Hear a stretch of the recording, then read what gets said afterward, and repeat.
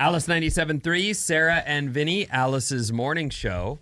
We are live this morning without Sarah. Mace is in, though. Yo. Mason from Middays is in with us the rest of the week. We've got Bob over there. We'll check in with everybody's Bottle Rock here in 1 second. First, let me tell you that I'm seeing blue skies over downtown San Francisco, and yet it was raining on my way in. So what? It's a mix out there. Yeah, there was actual rain on the ground and windshield wipers and everything. So weather-wise, morning clouds, drizzle possible, partial clearing at least. About 70s the high. It'll stay cool on the coast. So we all are off the Bottle Rock weekend. Oh, yeah. Oh, I saw so these two. I didn't see you. I don't know what your deal is. I only went on Friday. I had to go to a wedding on Saturday. Oh, right. In How was Slow. that? Was it good? Oh, man, dude. One of the best parties I've ever been to in my life. Oh, man, dude. Yeah. I'll tell you all about it. But Bottle Rock was, the weather could not have been more beautiful. Oh, This is perfect. perfect. Napa I was really so worried showed it up was going to be for us. hot. Had you been before? No, it was my All right. first. Me too. Had you been before? Oh, yeah. Okay.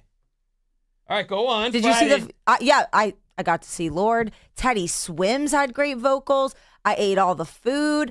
I didn't realize it was a BYO blanket situation. Luckily, my friend knew who Where I went. would you sit, though? There's like... No, at the main stage, they have a whole section completely closed off. It's just for blankets. I watched the Foo Fighters from the grass on the floor. That is so, I mean. In the VIP section. I don't know if that was or wasn't. Oh. Yeah, you were in. Was I? The entire on-air staff, for the most part, was in GA this year, which was weird.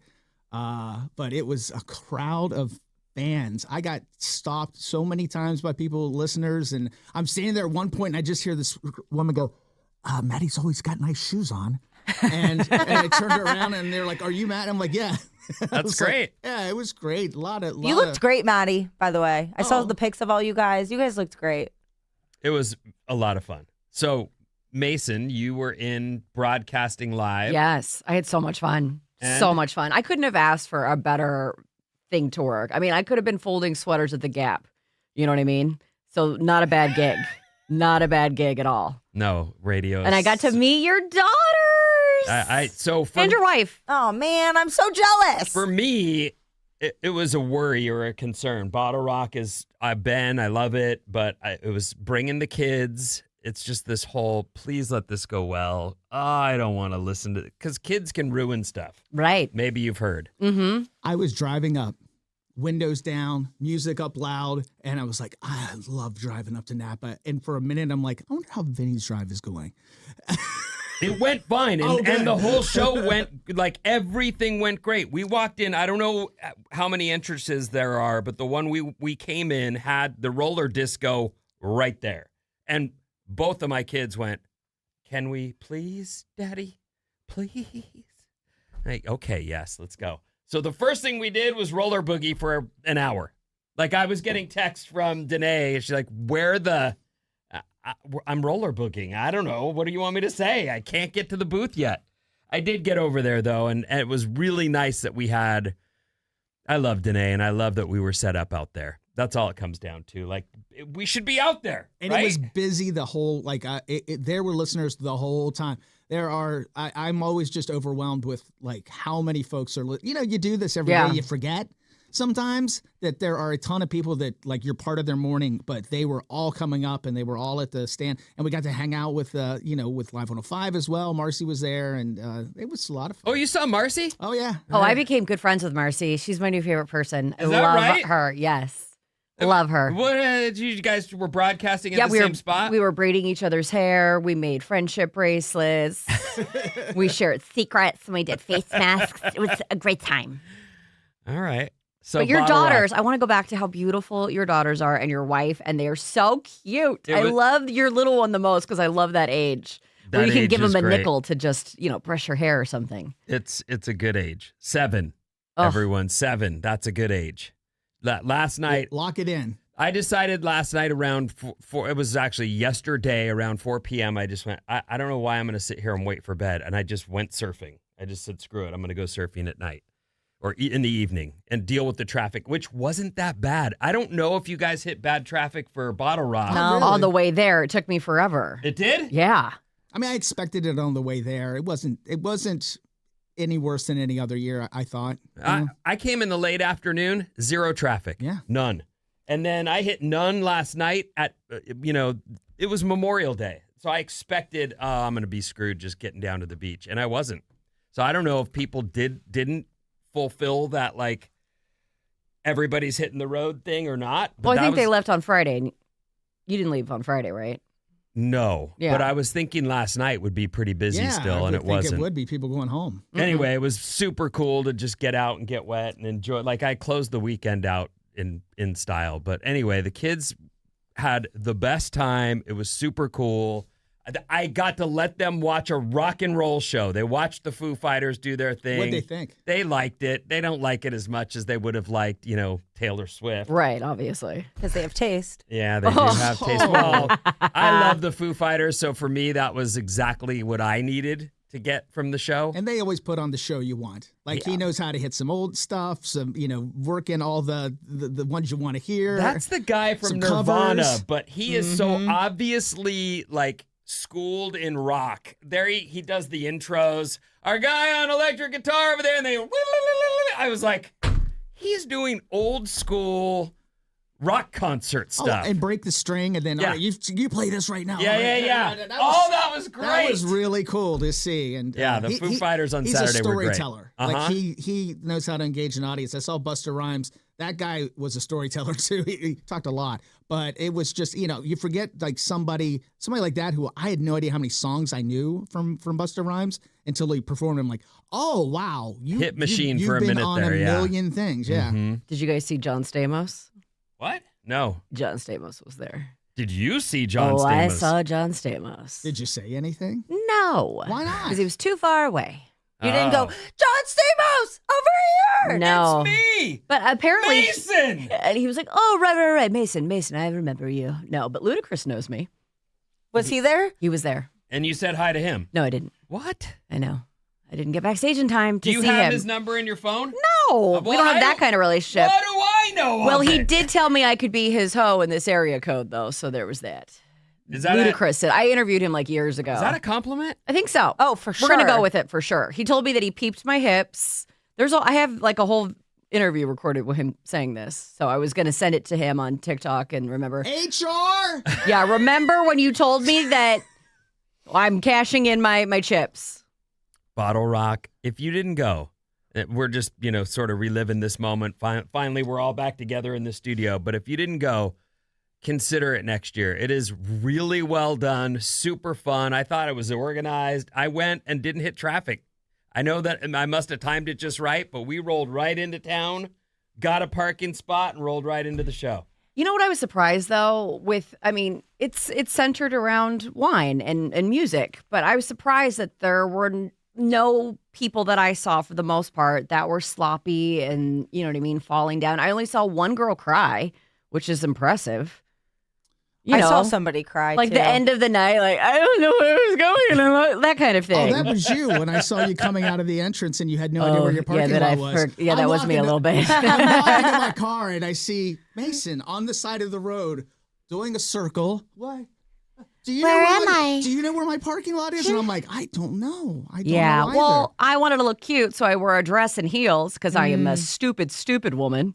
And couldn't find my parking lot, and the police were yelling at me. I came out the wrong entrance, and he's like, "You look like a white girl that won't get into any trouble. You look safe." And I was like, "Okay." So I came out the wrong place, and I got lost.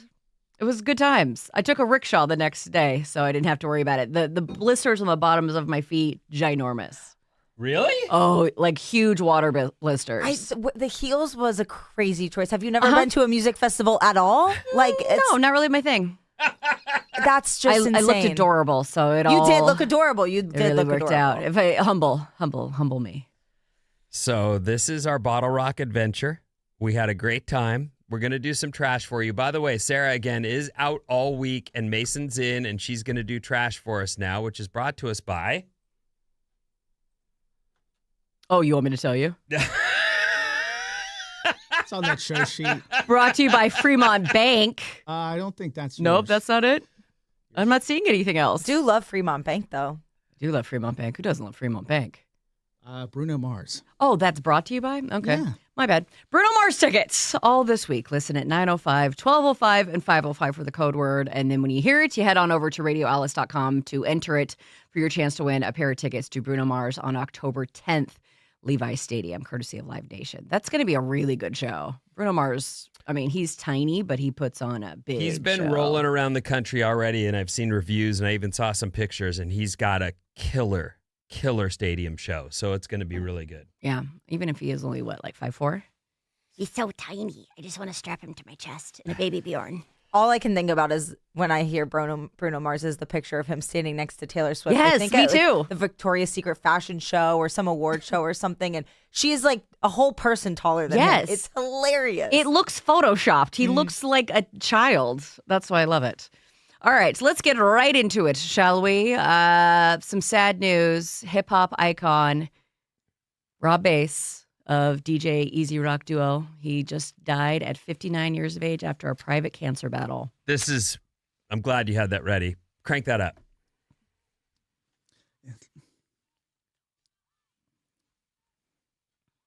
When I was 18 in Mexico, this is when I lived in San Diego. In Mexico, this song I would lose my friends every time. I'd be chasing someone or talking to someone or doing something. I'd lose This would come on and everybody would hit the floor. Crank that up. No, to mark the microphone, because I get stupid. I mean, outrageous. Can't wait for me. It's a contagious. So around the man. I listened. We of course saw the post. I think it was on Instagram where I saw it, and I guess he had cancer, huh?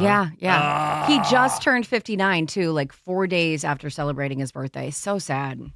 I don't remember what I had for lunch yesterday, but I remember every word of this song. This This was just one that got. I was telling Basin this morning, you didn't go to any dancing event, anywhere where people were dancing where this song did not get played ever. So this would have been 88, 89. That's what it says, yeah. 88. It takes does two. it? 88, yep. Yeah, That was a good year. Oh, it was good.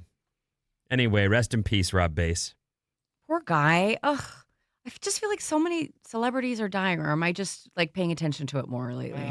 As we get older. I mean, I'm a little bit worried about that because isn't that where you start to, I mean, what age do you start losing friends? Too dark? Too much? No, my dad Too soon? actually always says that. He's 80 and he's always like, oh, outlived another one whenever somebody my he knows God. dies or a celebrity he grew up with dies. Your parents, how long did they wait till they had you if your dad's 80? Well, I was a surprise. Oh, Yeah. a gift. A blessing. A blessing, a blessing. Outlived another one. What's your dad's name again? Tom. Tom! Sheesh. My dad's turning 80 this year. I want to plan a birthday party for him, a surprise. Don't surprise I'm him. sure that would be fun. You might He kill loves him. parties. You might kill him with a surprise. My parents, by the way, all of a sudden are much more social than I am. And I just, they're doing things. They never return my phone calls. Isn't it like supposed to be vice versa? I'm supposed to be so busy and don't call my parents back. No, they're too busy for me. My mom's got Pilates. She's got lunch with the girls. She's got like all these different classes. And I'm like, I should really step up my game. Well, that's, I believe, retirement is supposed to look like. I would She's hope. been retired for a long time, and they're just now doing things. My Good mom for was a them. teacher. She never would go out on a school night. Like, we could never even do, like, a dinner because she had to wake up early. That's how I'm living. Ugh, Lord have mercy. Okay, so rumor has it that Miley Cyrus might already be married again. I thought they were married. Another one That's of what people these, are asking. We're going to marry quietly, and then we'll throw the wedding. Ugh. Well, she already got married publicly, so to Liam. Well, and this guy is very different. So different. He's like the same size as her, for starters. You can't even see his face, Vinny. He's got so much crazy hair going I see on. a picture, yeah. Yeah, and he's he's an artist as well, right? Yeah, I believe so. I don't know that guy. I don't know him either, but if he treats her well, that's all that's important because we know the other one didn't do that. What is the dude's name? It doesn't even have his name. Oh, Mirondo? No. Yeah, Mirondo. I think that's his last name. Let's see. Max Mirondo. An Max American Mirondo. musician and drummer, best known with his post-punk band called Lily. Not familiar. I'm not either. 27-year-old dude. Oh, so she's an older woman. I like that. I like him young and impressionable, too. I like Miley Malleable. a lot. I hope she's happy. I really, I've grown to respect her a lot. She looks amazing these days, too, like the bangs and everything. And this guy seems probably like a better fit because I still remember that video of her and the Hemsworth, and she like licked his cheek and he reprimanded her on the red Don't you carpet. ever behave. Yeah. And it's like, do you not know who you married? Ugh. Embrace this. Mm-hmm. Yeah, she just got her Hollywood star or whatever they call it, Walk of Fame star. She looked insanely good. Her Versace dress. She's an icon. I can't wait to watch her age and see what she does next. I didn't realize that you have to pay for your own star, which kind of takes out the cool factor for it. Yeah, I don't know why. A lot of times people get those right as a movie's being released and the movie company. Right. kinda It's definitely part of the PR tour now. Right. So I don't know what she's got coming up that she decided to do that now. But She's the youngest person to ever get one. really? Mm-hmm. Wow. Well, she was working when she was what, 7, 8? She's probably my kid's age. Well, she's the whole family thing. Is her? I think her mom is dating, or no, her sister. Her mom married the guy that her sister was dating. There's like some So mess. gross. That so is, like, gross. so gross. So gross. In a little bit kind of local news, Zendaya and Tom Holland recently adopted their third dog from a shelter while visiting Zendaya's family in Oakland. Oh, Yeah, she grew up here. What kind of dog is it? Is the It's an question, Oakland though. dog. It's It's an gotta be- Oakland dog. It's got to be part pit bull. There's no picture of the dog. I need pictures of the dog. That would be sharing way too much for them for you to see a picture of their dog. They would never show us that. Did you guys hear about that thing? I think I asked you about this, there's this caller in AI that's going to be able to translate your dogs and your cats, your meows and your barks, and I'm very excited about that. That's not possible. Yes, it Mason. is. They No, said that it's not. going to, that AI will be able to, within like 97% accuracy. That doesn't make any sense. I'll tell you where it's needed. Freddie Boy, my dog, has been moaning and like dear. making noises and like yipping once in a while, like certain, like any like just touching him. I'm taking him to the vet today, but like I have no idea what's going on with him. Like that's what I would use it for. Like, tell me what hurts. Where are you? No, yeah. Where are you aching, sir? Yeah, that's a bummer. Yeah. I think Linda just curses at me all the time. Like, I think that's all it is. Expletives. I don't think she likes me. That's fine. All I do is feed her and support her and love her and squish her. That's what it's like to be a mom. That's what Sarah always says. Really? Yeah, you do everything for them and they're so ungrateful. Oh, that sounds about right. Alex Earl, who is 25 years old, appears to be hinting at a rumored fling with Tom Brady, who is 48, as she reveals her taboo dating preferences, which we were all kind of, where were they hanging out? The Super Bowl or, no. It was after, I mean, there's been rumors for a while. yeah, it was after one event that they were at a party together. And I think it was the Super Bowl. It was one of the Super Bowl parties that they were kind of canoodling a little bit. I mean, if I wouldn't be, I'd be dropping hints left and right. I'd be like, what? Is that a Brady over there? I would be telling everyone, everything, all of the details. So she was on an episode of her YouTube series, Get Real With Me, and she kind of gave some little hints that she recently followed his ex-wife into he was following his ex-wife into a modeling career, and they had an exchange at the Super Bowl. So interesting. She seems to have moved on, so I guess I would want to, try to make her jealous with Is a this hot YouTube thing 25-year-old. she's talking on? Is that her podcast? Yes. And it's yeah. called what again? It's called Get Real With Me. It's her YouTube series. You know about that? No, I mean I know she does it, but it's not a podcast that I see charting or anything right now. Oh. But I No. think it's more focused. She's more video focused, as she should be. She's Right. beautiful. They were talking about enjoying the maturity that comes with dating older men, which that's never been my thing. I have a good relationship with my dad. Is that what that means? Sometimes. Daddy issues. Yeah. I've always dated younger or my same age. What's wrong with a man if he is there something fundamentally wrong with a dude if he dates people that are younger? It depends. Like, yeah, if you're dating, do you have a 19-year-old friend who's a No. dude? No. Let's just say I'm 52 and I went on dates with someone who's 34. Is that too 30, young? I think, is okay. In the After 20s, we've 30. got a problem. Okay. I mean, it's very different mindset in your 20s versus your 30s. I'm 31 and I would never date somebody in their 50s. I wouldn't either, but I'm getting real close to it, and it's not that far away, so I really shouldn't be judgmental anymore. What you guys are saying is you will look at someone's age difference and decide that that's gross. Yeah. Mm-hmm. Definitely Bob. She's hardcore. Yeah, on that. she's already shut that stuff down. Okay.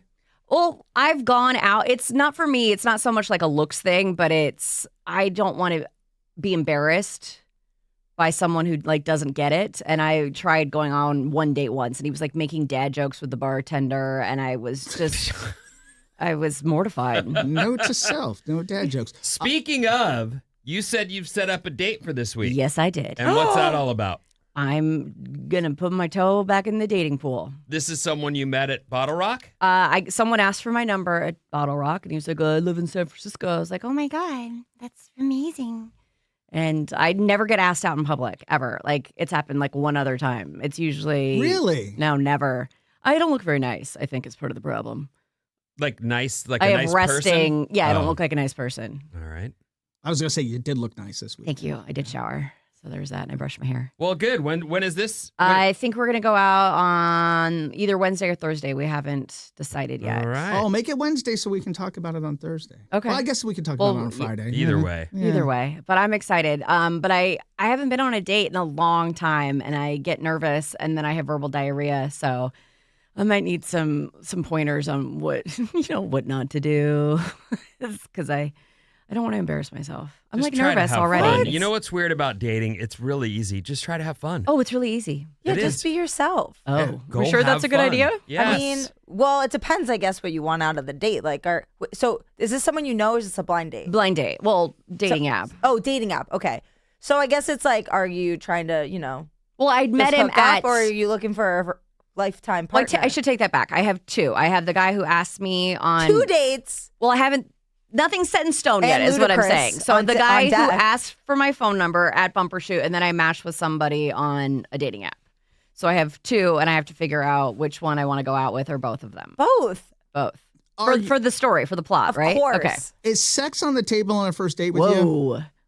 Wow. I'm just. I am still a virgin. I Yeah, I haven't I'm just met the wondering. one, and Because it always is for a guy. I'll say that. Like, we're I don't never think like. that's true.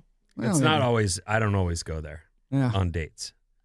I'm just. Oh my God! Just even talking about it, I'm getting hot. No, I'm it's like 6:30 nervous. a.m. It's an insane question. I used to go on dates all the time, and now I'm just like, I'm so nervous. I haven't done it in forever. You'll be good.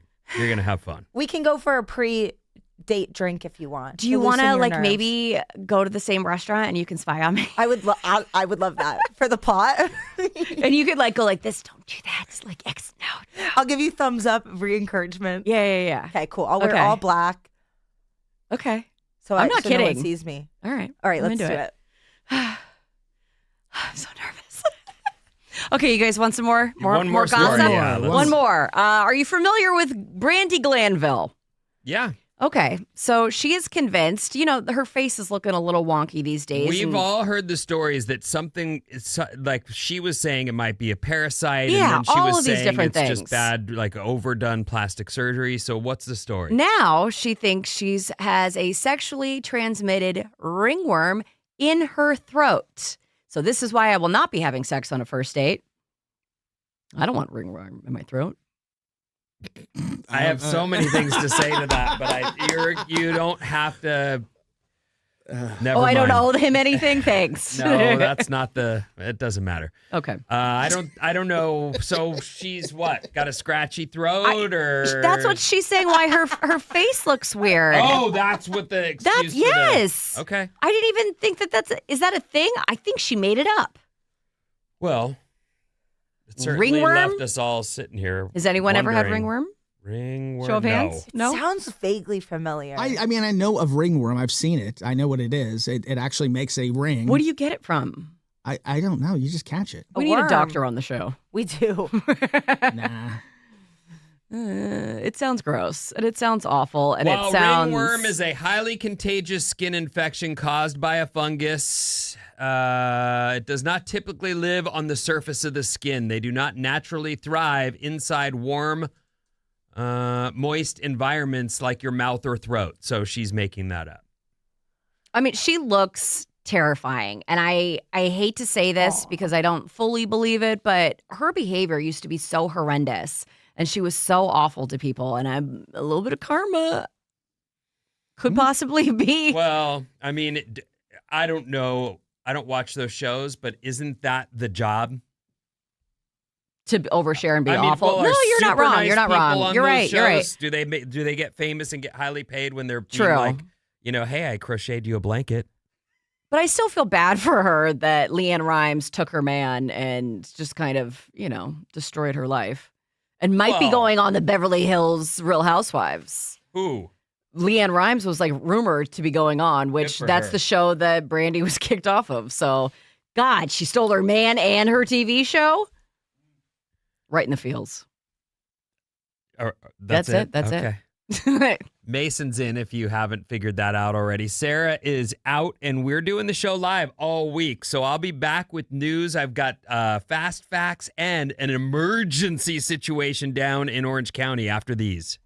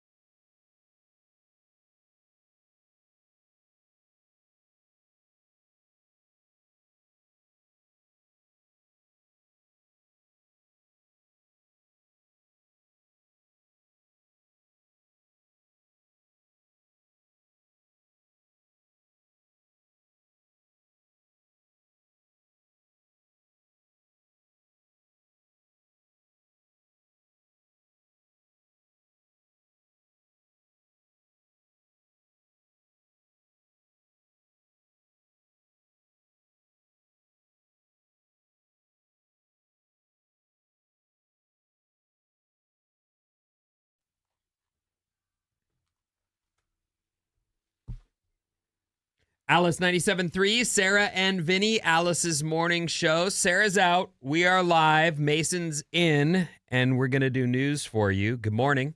We appreciate you being here. Hope you had a good Memorial Day weekend. We sort of ran through our Bottle Rock adventures first thing, but just to repeat, Bottle Rock was epic. I hope if you were out there that you said hi, and I saw, made a lot of new friends and took a lot of photos and had a really good time. And thanks if you said hi too, by the way. It was really fun. Always cool. Was that a time where you're the most your kids have seen you interact with people, do you think? Or I would say yes, not because we haven't done that stuff. Yeah, because of the pandemic, we were not out for a long time. And then, promotions is strapped in this building. They don't have the resources that they would, the olden days promotions departments had. So yes, we were out and it was very cool. Did your daughters love it? Didn't you see them jumping into photos? I was like, you guys, take it easy. And they're like, we want in. I talked to Isla about it. Isla and I had a little sidebar. I said, so what do your dad's over there taking pictures. What do you think? She goes, what I think is I have a famous dad. And I'm like, yeah, you do, girl. Great. And I'm like, and one day he's going to be like, I have a famous daughter when you're getting your picture taken with people. Oh, boy. Oh, don't plant that in her head. She's a star. Well, she loves the theater, but that is... Do you know how many... Let me ask you this. You're a radio guy. You've been since you're 16, right? Yeah. How many times did you... And Mason, I'm sure you've gone through this too. How many times have you been just about to land that gig and you told some friends and you went, I think I got the gig in L.A. I'm moving. And then it goes... How many cities you wanted to mention? Right. Like that stuff Charlotte, happens. Pittsburgh, Columbus, all places Has that not I wanted happened to to go. you? Just one, and I had boxes packed in my living room. Right. Yeah. Like I'm not pushing her into anything that involves tryouts or sketchy possibilities. If she wants it, I'm not a dad that can say no because I chased what I wanted to do. And so obviously I believe in that. I want my kids to be involved in activities that I don't have to drive around too much. You know what I mean? You're going to be driving Or like around. early morning activities. No, you're not playing hockey. That you have to take you to the field at 5 a.m. No, none of that. You you're all, I will meet someone and I will have kids. I don't know. I might have passed that point. I don't know. I'm open to whatever. I will be fine if I don't have children, I think. I just don't ever want to have regrets is my biggest concern. I don't want... But if I can't, biologically have them, I'm absolutely more than willing to adopt. I think it takes a special person to do that kind of thing. And I think you are in the process of saying, and I will not be driving you anywhere. I'm not driving you anywhere. No.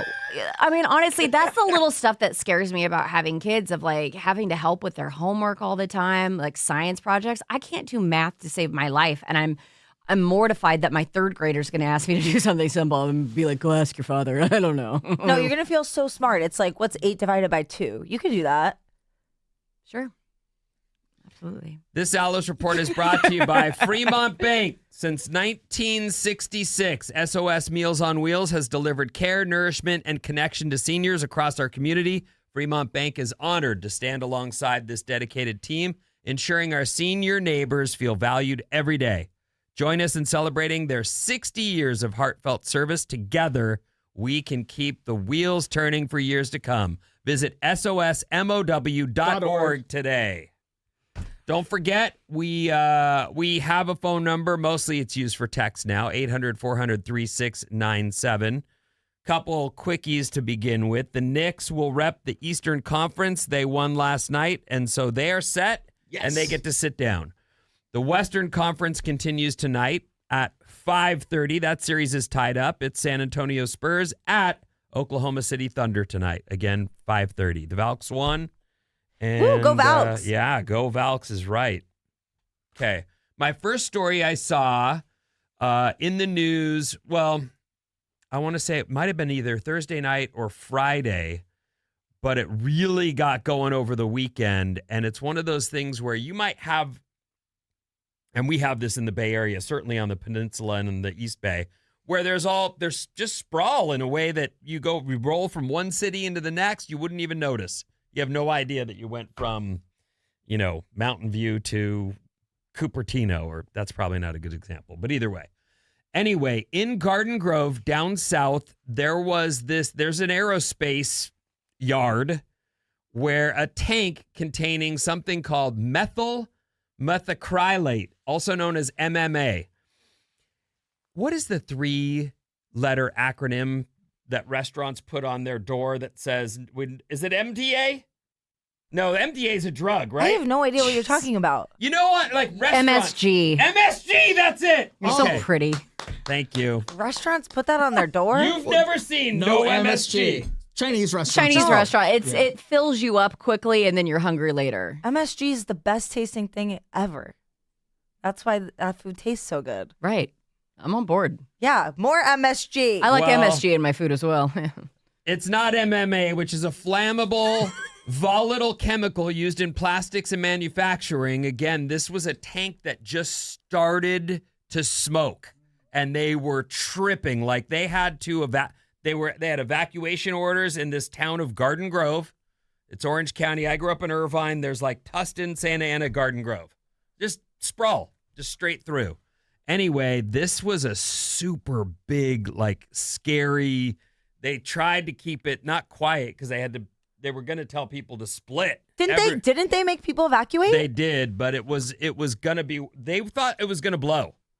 So now they're saying this thing isn't going to blow. They're not, if it does, it'll be much smaller than they initially feared. They've been able to cool the thing, but this is stuff that's just right there in the middle of a town.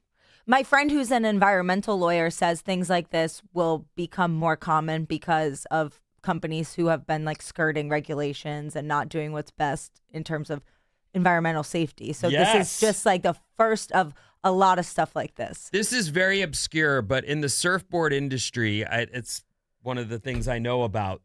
It's a pretty toxic business making surfboards. And the guy, yes, very.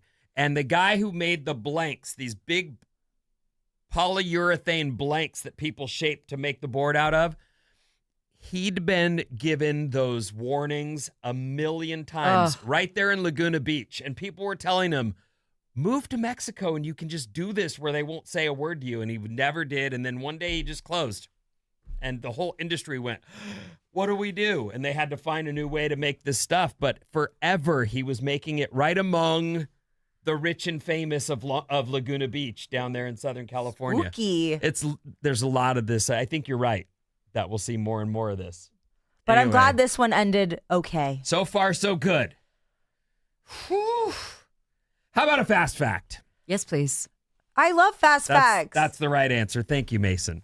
I really do love these. I regurgitate them later. At Be cocktail careful parties. because I don't think they're all real. No, they're all real. No, I think they're like 50-50. Brooks Brothers invented the button-down shirt collar in 1900 after noticing how polo players would pin their collars down so they wouldn't flap around. So you know that you're not on. I just went, Well, that's a fascinating fast fact, that one. Steve Jobs chose Apple because he loved apples. But it was also because Apple is ahead of Atari in the phone book. And he used to work at Atari. And Steve Wozniak said he first heard Jobs mention the name when he was bringing him back from some kind of apple orchard commune. Jeez. The phone book. Remember, everything was AAA this, quadruple A that, so that people would, find them in the phone book quick.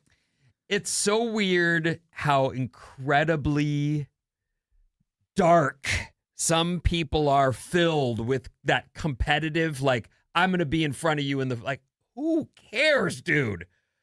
You're Apple. But whatever. It's just weird that he would be bitter about Atari because he used to work there. What does that even mean? You don't hold grudges? Good for you. You're a better person. You hold grudges? You're a grudge guy? My mother is a grudge holder. She still hasn't forgiven me for spilling nail polish on her coffee table when I was 8. Or leaving a pizza in the oven at their beach rental Like, she brings these things up constantly, so.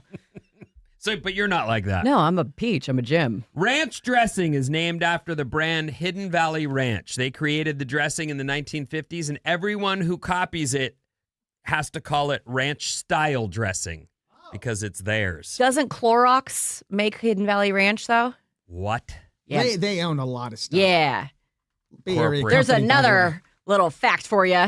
Oh, Clorox is in the South Bay, aren't they? East Bay. Yep. Yeah, Hidden and Valley South Bay. Ranch is one of the most recognizable condiment brands in the world and is proudly owned by the Clorox Company. Weird. Support local businesses. Yeah, that's a local business. This is the story you were talking about. So I have a Which little one? bit more info on it. And I do not, for the record, I don't believe this at all. A startup based in China just launched a new wearable device for pets that claims to translate animal emotions into human speech with close to 95% accuracy. How do they know if it's They accurate? don't. They it don't. makes no sense. Hold Hold it's not on, possible. hold on. Have you guys not seen those pet pads that people have, and it's like food, or outside. The bunny. dog will pat, or any kind of animal can hit one of these little pads on the floor, and it will say a word for an action, and you can have conversations with them. They're not as dumb as they look. Yeah, but that's after years of creating Yeah. association with the buttons and the dog. You can't just plug in a device and then know what it's I am thinking. gullible, and I am believing it, and I cannot wait. I do- support you. Thank As you a so much. person that grew up with a mom, Sandy, that she has full-on conversations with the pets in the house. Same. They follow her around. She will be making the bed or whatever she's doing. The dogs are right on her tail, and she's just chatting them up the whole time. So I do think there's an upside to like talking to your dogs. I don't think there's any way you're going to get an actual real answer from this AI thing. Says the gadget hangs from your pet's collar and uses AI to study things like vocal patterns, behavior, body language, and it figures out what your pet is trying to say. It's going to cost $118. Oh, that's cheap. Yeah. And 10,000 people have already pre-ordered them. $118. That's fun. You know, that's a really Yeah. great gift for someone Yeah. who's obsessed with their pet. I love my dog. He is he's trained well, but he is dumb. So I would be anxious to see like Sometimes squirrel. dumb equals happy. Oh no, I use dumb in the best way. He's the best dog ever. But like I said earlier, he's got something going on today, and I'm like, I don't know what's bothering you. Yeah. So if you could tell me what's bothering him, I really like that. But I don't think he would be smart enough to articulate it. Have even. you guys ever taken your pets to a pet psychic? No. Oh my God, no. Absolutely Have not. you? No, I don't have any pets, but I feel like that's a good first step versus AI. I mean, use a real human with magical powers. Psychics are not real. I You know have that, more right? faith. Yeah, I have more faith in AI than a pet psychic. Oh, Bob. That's crazy. Magical powers. Some of them. Do you want to go Okay. to the psychiatrist? Or not psychiatrist, What? sorry, that too. Do you want to go to a psychic after work? Yes, 100%. All right, let's do it. Are you guys being real? Yeah, why not? I would absolutely do that, but not for my pet. I want to see what kind of stuff they can come up with for me. Oh, this will be fun. Whatever they make up. Yeah, Do you give think them the they let money. us record yeah. it? I hope I don't see why not. We're paying them. you pay. Okay. I can't wait to hear about that tomorrow.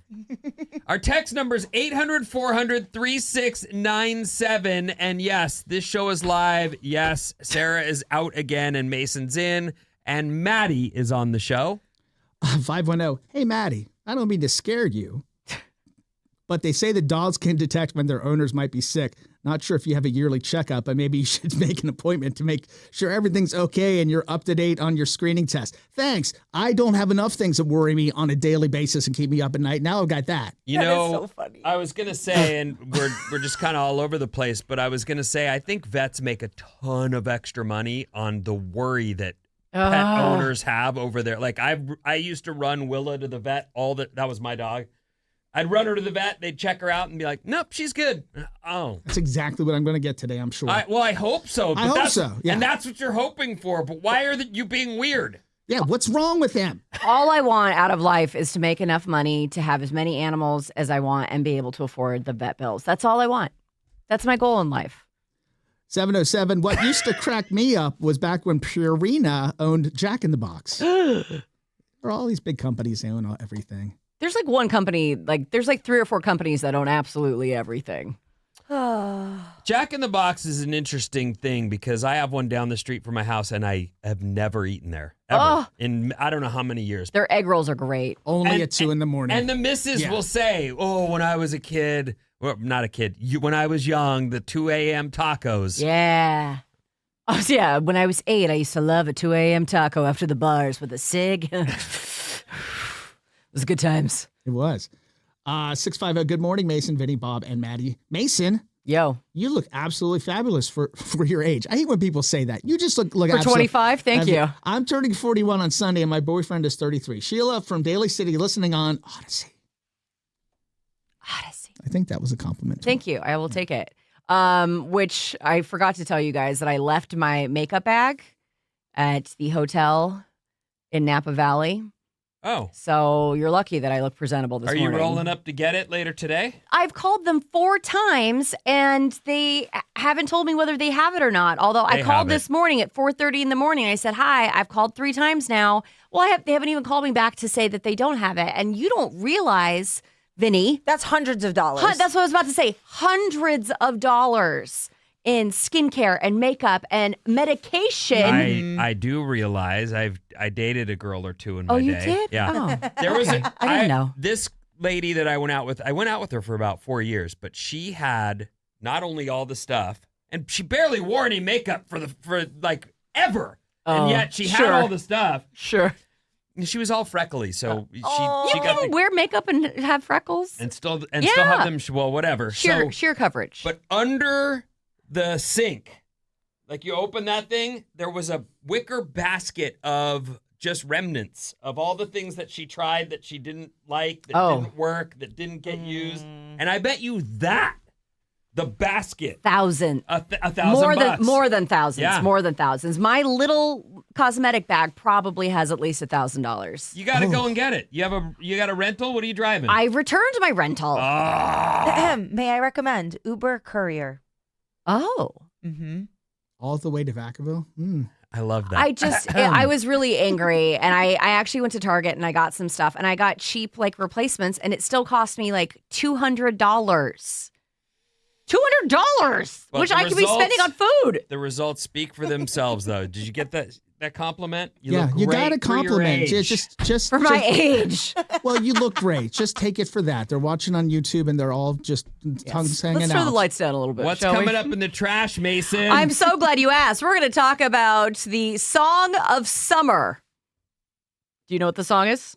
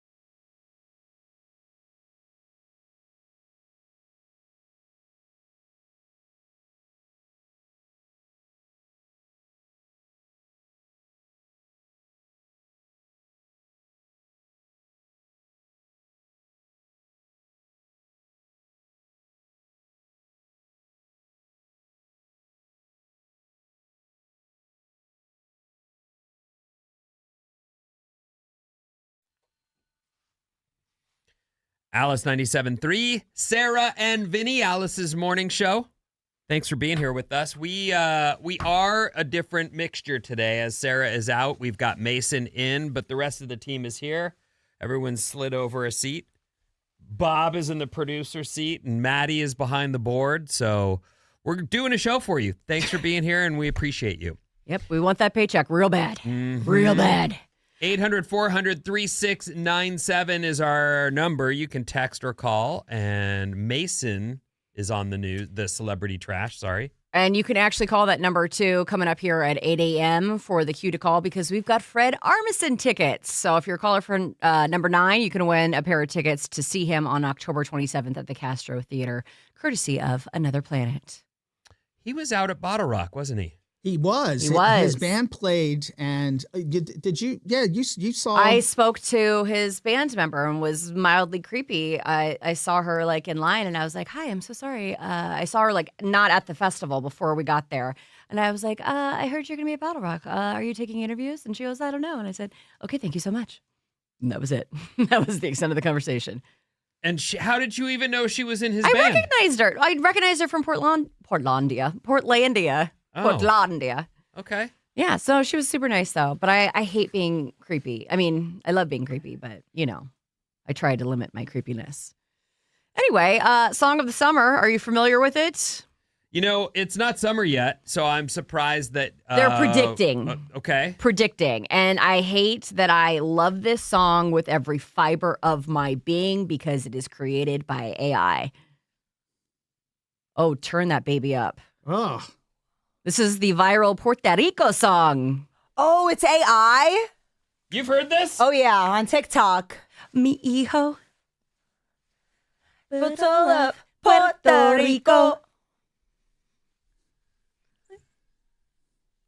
Soak it in. Why? Because it's good.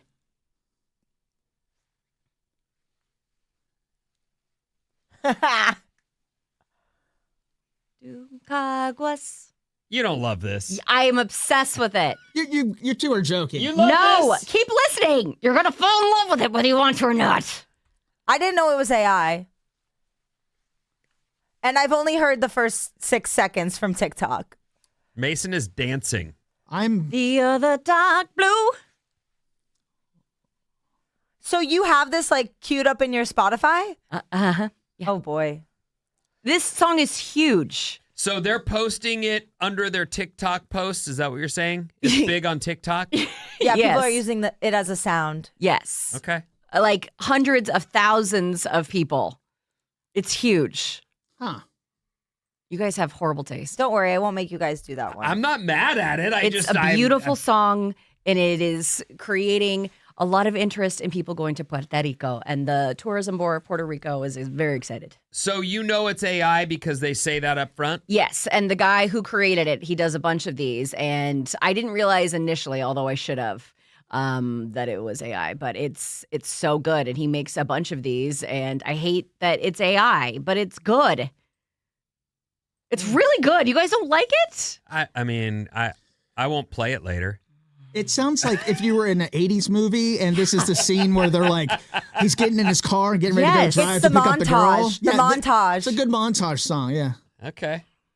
46,000 TikTok posts have used it. Okay. That's a lot. All Well, right. and by the way, I should say this, and I haven't yet. Mason, who's filling in for Sarah, is big on TikTok. So you can follow her at Mason On the mic? on the mic. Yeah, that's me. And also at Mason on the mic on Instagram as well. Everywhere, right? correct. Everywhere. Correct. All right, well, let's get into some dirt that's not an AI song that is not everyone's favorite. My bad. It's not bad. I just don't love it. I'm I not going just to don't hit play get it. on it, but Yeah. it's okay. It's okay. We are all allowed to have different taste. It's fine. Ozzy Osbourne. People aren't happy about this. Some people are. AI avatar will be so tasteful, says his son, Jack Osbourne, after fans have been very angry about this. It's a life-size avatar of him that's been crafted by tech companies, and they want it to perform. Here's the thing about the Osbournes. I actually had pretty warm feelings about the family as that show took off on MTV. And it was one of the original sort of reality shows, right? Yeah. And watching him sort of fumble through life was fun, but it also reminds you that he had really serious health problems from his youth. Right. I mean, he was someone who carried on in a big way with booze and drugs. And anyway, the fact that they're still cashing in on him from the grave, it bothers me. And I'm glad there was backlash, and I hope this thing fails. And I don't say that because I hate the Osbournes now. It's just that, like, you guys, he made you enough money to live on his dough for the rest of your lives, and your kids will live on. You don't need to be cashing in. And is the body even cold yet? Like, Do you think that's why they're doing it, though? For money, as opposed to, giving people another opportunity to have his legacy live on? I believe it's for money. Really? Yeah, I don't think people are, well, that's the backlash. We're not clamoring for that. I'm a huge Ozzy fan. I love him from Black Sabbath all the way to the grave. I'm good. Would you be interested in any star, though, or just does it upset you because it's Ozzy? Well, this family in particular I feel like Ozzy was someone who was really falling apart there, and they would push him out on stage and send him out on tour. And then there was this is my last tour. And then there was, whoops, I've got 3 more tours coming. I just feel like he's made them more than enough money. I'm sorry if they feel, they're grieving. I do feel that they're grieving, but I don't see the need for Avatar Ozzy. Did you ever watch their show? What was it, the Osbournes? Mm-hmm. It was fun. I mean, he was falling apart. I mean, what was it, 20 years ago? Yes, then. It was more than 20. I'm sorry to say that would have been, is that 30? When was the Osbournes That hurts on? my soul. Let's see. I want to say the early 2000s. Oh, okay. No, I was still in New York, so it had to be the 90s, late 90s. It's like that was one of the first reality shows. And they're, look, Ozzy's someone who. Oh, 2002. Oh. I just remember it being on when I was a kid, so. Huh. But it could have been on reruns. Okay, so 20 years ago. Was it on like MTV? A&E? Oh, it was on MTV. Yeah, not A&E. Maybe I saw it on reruns after Chris Angel Mind Freak. It only aired for 3 years, which. It was a neat look into that world. I remember him not being able to work the TV remote. Oh, yeah. I remember him. He's got a CD case. This is what he sells. Music on CDs. He can't open it. Yeah. Help! He's yelling for help. Sharon! Ozzy, geez. That was the same time period as the Newlyweds with Nick Lachey and Jessica Simpson, which I tried watching that back recently. And it's so interesting to watch shows as you're older through a different lens and go, oh, he wasn't really that nice to her. And he was he wasn't? No, there was some not so nice the way he treated her. I mean, she probably would have annoyed me too. They should probably have never gotten married. She was hot and not maybe the brightest. And he was also incredibly older than her by a lot. I mean, he was in his 30s. And she was in her early 20s. I mean, that's a big age difference in terms of developmental life skills. Yeah, I don't even know if I watched it in real time, but I remember the clips. Chicken of the Sea. Yeah. Did you guys? That's a famous She'll one. never get past that. Did you guys talk about how he was on the plane with her recently? We did. Oh, God, I can't imagine what that was like. A little bit awkward. This past weekend, the Steroid Olympics, that is the nickname for the enhanced games. So that finally took place. And, well, they banned substances like testosterone, human growth hormone. All those stimulants were legal to use under these supervised conditions. And it looks like only one record was broken. Well, it sounds like no one, there were no deaths, so that's good. But there was a clean swimmer who won first place, so that was interesting. I thought everyone was going to be all drugged up, but I guess that shows just how talented. I mean, I guess I'd want to do that. Interesting. I always wanted them to have the Olympics against someone like myself or Maddie, to see just how slow we are compared to them, because it's incredible how talented they are. What record was broken? Did you say? I'm sorry. Yeah. So the former Cal swimmer, he won first place, was one of them. And I think it was the 400 meter. Yeah. And they won a lot of money. So winners received $250,000 per event and a $1 million bonus for breaking a world record. Whoa. So only one athlete broke the world record, and that was Christian. There's no way I could say this name. It's quite the unique last name. GKOLOMEEV. He broke the men's 50-meter freestyle record with a time of 20.81 seconds, beating the previous of 20.88. But he wasn't the clean swimmer. No, he wasn't. Okay. Well, he got paid. Good for him. I'm just wondering how they found any athletes willing to do this. You know what I mean? Like, I can't imagine there's like a former athlete who's like, yeah, I'll go take a bunch of drugs and do this. For, I can. For I money? can. For the money, I guess. For yeah. money. That's why. Well, and some of them that got busted for steroids, they should come on out of retirement and go, what? Drugs? I would love to. I mean, it doesn't sound like a bad gig. Sometimes we get it in our heads that a payday of some kind will set us up for life. And often after taxes and whatever kind of bad spending you might do with the initial windfall, you're like, oh my God, I've always wanted that mink coat. And now you're wearing a mink coat, but you're broke. Mink coat. Or whatever. I don't know what people buy. The Mercedes, whatever you buy. Makeup. Whatever, makeup.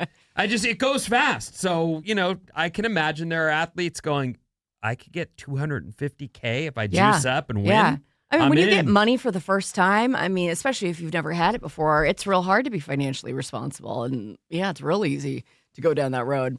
Memorial Day weekend box office, The Mandalorian and Grogu apparently ignited to $100 million at the domestic box I read office. that they're calling that a fail because it's the lowest take for any modern Star Wars, any Disney era Star Wars film. I don't know. I like the Mandalorian character, but Grogu's taken over that show. It's a Grogu show now. It's a puppet show. Yeah. Is it worthwhile to check out? Are you a Star Wars person? I like the Ewoks. Okay, You then you'll like the Ewoks? Yeah, if you like the Ewoks, you'll love Grogu. I love the Ewoks. You like the Ewoks? Yeah. Nobody likes the. Among from my Star childhood. Wars fans, that's one of the things. It's what's Jar Jar Binks is out. They hate the Ewoks. Like those are the things they name. The original Jar Jar was the Ewoks when people came out of that movie and were like, "What?" Well, what that was just like happened? the first CGI character, right? And that was No, like they just were very really different. little people in suits, but it just. I just remember the movie with the guy from the what's his name, the British guy. Wasn't he in it? That Ewok movie. The Ewoks are only in episode The oatmeal 6. guy. The oatmeal guy. Yeah, the old oatmeal commercials. Fred? Wilford Brimley? Yeah, Wilford Brimley. Yeah, that Ewok movie with Crystal. No, Oh, the Dark Crystal. no, you're- it's with oh, Ewoks. It's got no Ewoks are only in one Star Wars movie. Well, Yeah, episode 6. Ewoks, the battle movie. for Endor. Thank you so much. Yep, that's it. That's not a real movie. Yes, it is. It is a movie, No, though. but is it animated? It had Wilford Brimley in it, and it had the guy from Willow in it. The guy who played Well, he Willow. plays an Ewok. Yeah, that's, yeah. That's his deal. Yeah. He's the main Ewok. These are quality films. What? All right, I'm never heard of realizing I have horrible taste in music and movies. I've never It's heard fine. but it's real. It was like an 80s movie. Yeah. It was like right up there with that It says 85. with Michael Jackson, Captain what's Captain that? EO. Yeah. Well, that was just a Disneyland. Okay, they're all around the same time. Okay. I'm very young. You're aging I'm aging yourself. myself. Anyway. Wow, you look really good for those throwbacks. I know, right? For 55, I look incredible. Let's see what else was at the movies and or TVs that have been coming up. The Burrows. I actually just watched that. Oh, at was the it hotel. good? Should I start it? I really enjoyed it. This is from the creators of Stranger Things. Yes, and there is going to be a season 2, which is exciting. Is it on Netflix or something else? It's on Netflix. Okay. And what I like about them is that they have a game plan. So they know what's happening in further seasons as opposed to like the writers Duffers? of Lost who kind of go, let's just play it by ear. Wing it. That's what they did on Lost, right? Well, I didn't follow it, but I remember hearing from people who still were like, angry that about that. ending is unacceptable. Exactly right. So it was pretty good. It really held my attention. Not as good as I think Widow's Bay is on Apple TV. I think that's the best thing on TV right We're now. all enjoying that. Oh, I think it's so good. I haven't gotten, I'm up to 4. Yeah, Is there- there's one more. And have you watched it yet? Yeah, I just did. And it's what? It's good? Yeah. Continues to be good. Continues to be. Widow's Bay is good. It's so clever and funny. And I was watching this girl do a breakdown of it. Because I tend to be on my phone a lot when I'm watching TV, and so I miss things quite often.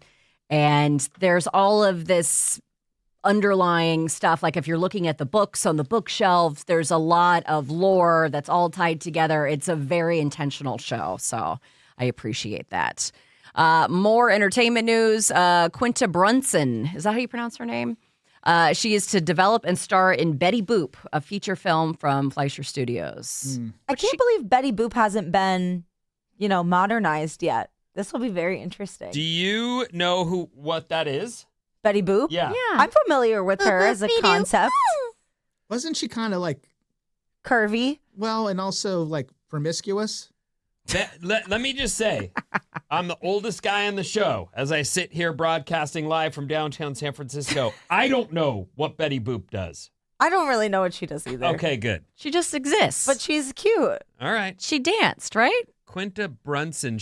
It looks like she's from, what show is that? Abbott Elementary, is that what it is? I think it is. Yeah, she's cute. I like her. I didn't realize that she got her start, I believe, on BuzzFeed. Oh, Like as making a creator? videos. Yeah. That's cool. And I was like, ooh, that gives me hope. I was for just the gonna future. She's a creator and co-writer of ABC comedy series Abbott Elementary, which 2021 till now continues. Good for her. So what does it say about Betty Boop? 1930s. I can tell you Dang. what she did. She during her long cartoon history, she worked as a flapper, Are you talking about Betty Boop? Yeah. Yes, yeah. a circus eye wire artist, secretary, nurse, babysitter, teacher, even a chef.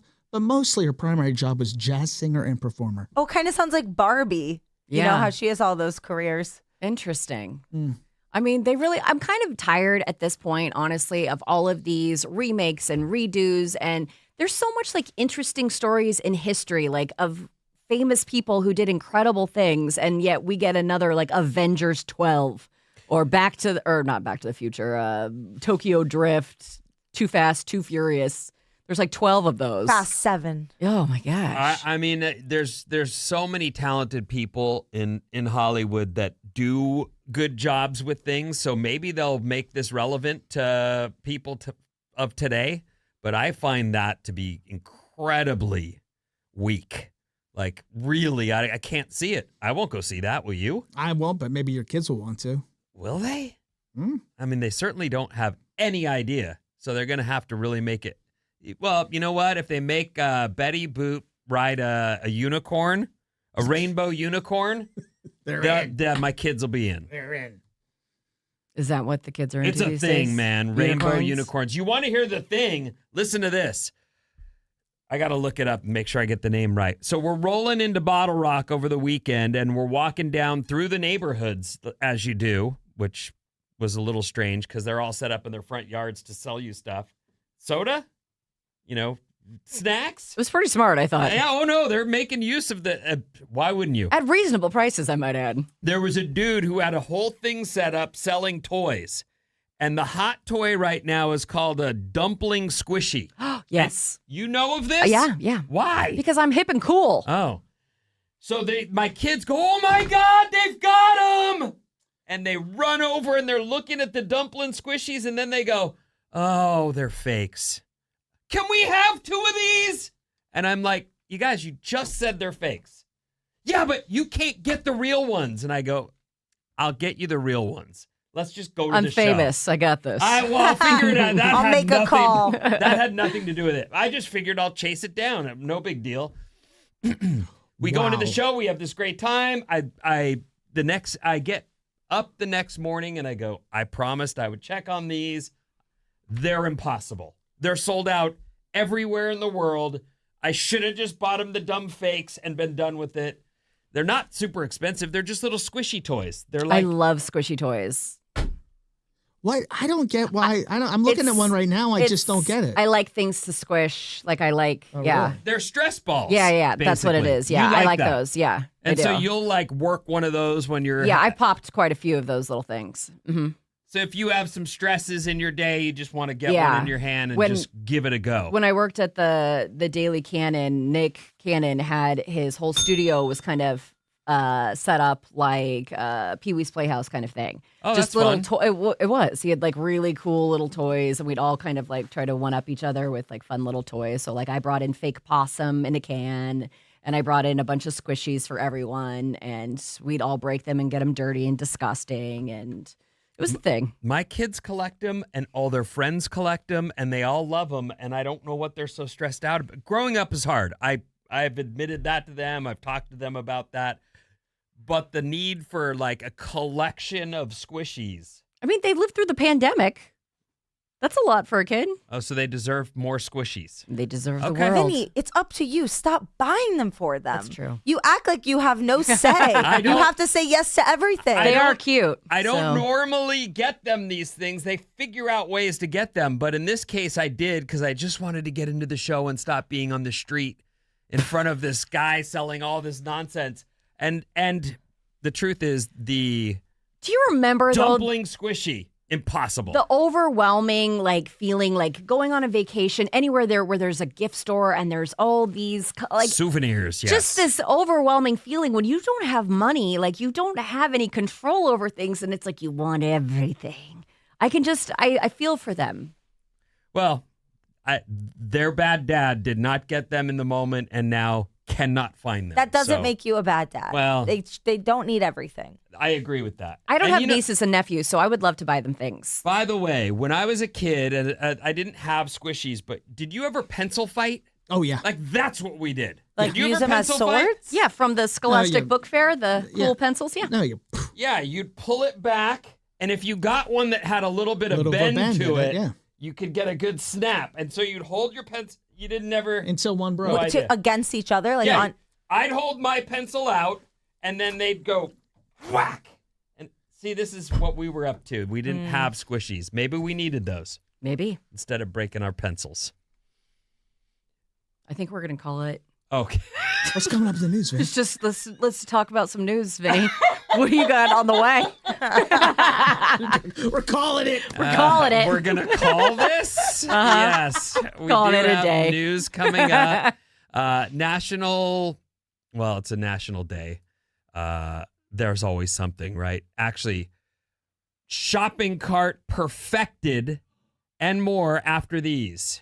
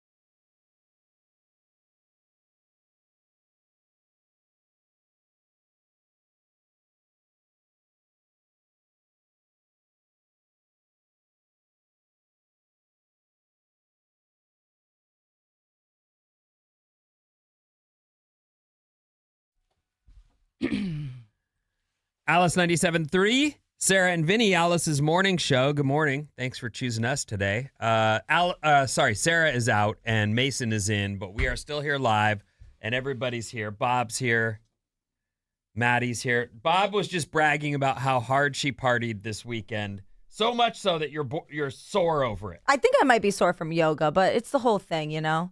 How many times in your life have you stayed up all night, like till to the sunrise? To party, you mean? Or like... In general. Well, like I didn't sleep last night, but I was in bed. Okay, that doesn't count. Okay. I used to party a lot. Yeah, I never wanted to stay up till 6 a.m. though, ever. There was always drugs involved if I stayed up till 6 a.m. I Were mean, there drugs involved? You can do that. Do it did without that? them. Stayed up all night? Yeah. Without drugs? Which night? Saturday night? Saturday night. All night. It was amazing. And you loved it. I loved it. And were you at a party or So a dance I went club to a or wedding rolling? in Okay. San Luis Obispo, and they, like a couple weeks ago, the bride and groom sent out a Partyful. Do you guys know what that is? No, what's it's a Partyful? It's like an app where you can invite people. It's like Facebook events, basically. Gotcha. It's like to create to tell people about your parties, Okay. and you invite them, and it's, All right. super simple. So they sent out a Partyful invite to their wedding after party with no information other than coordinates.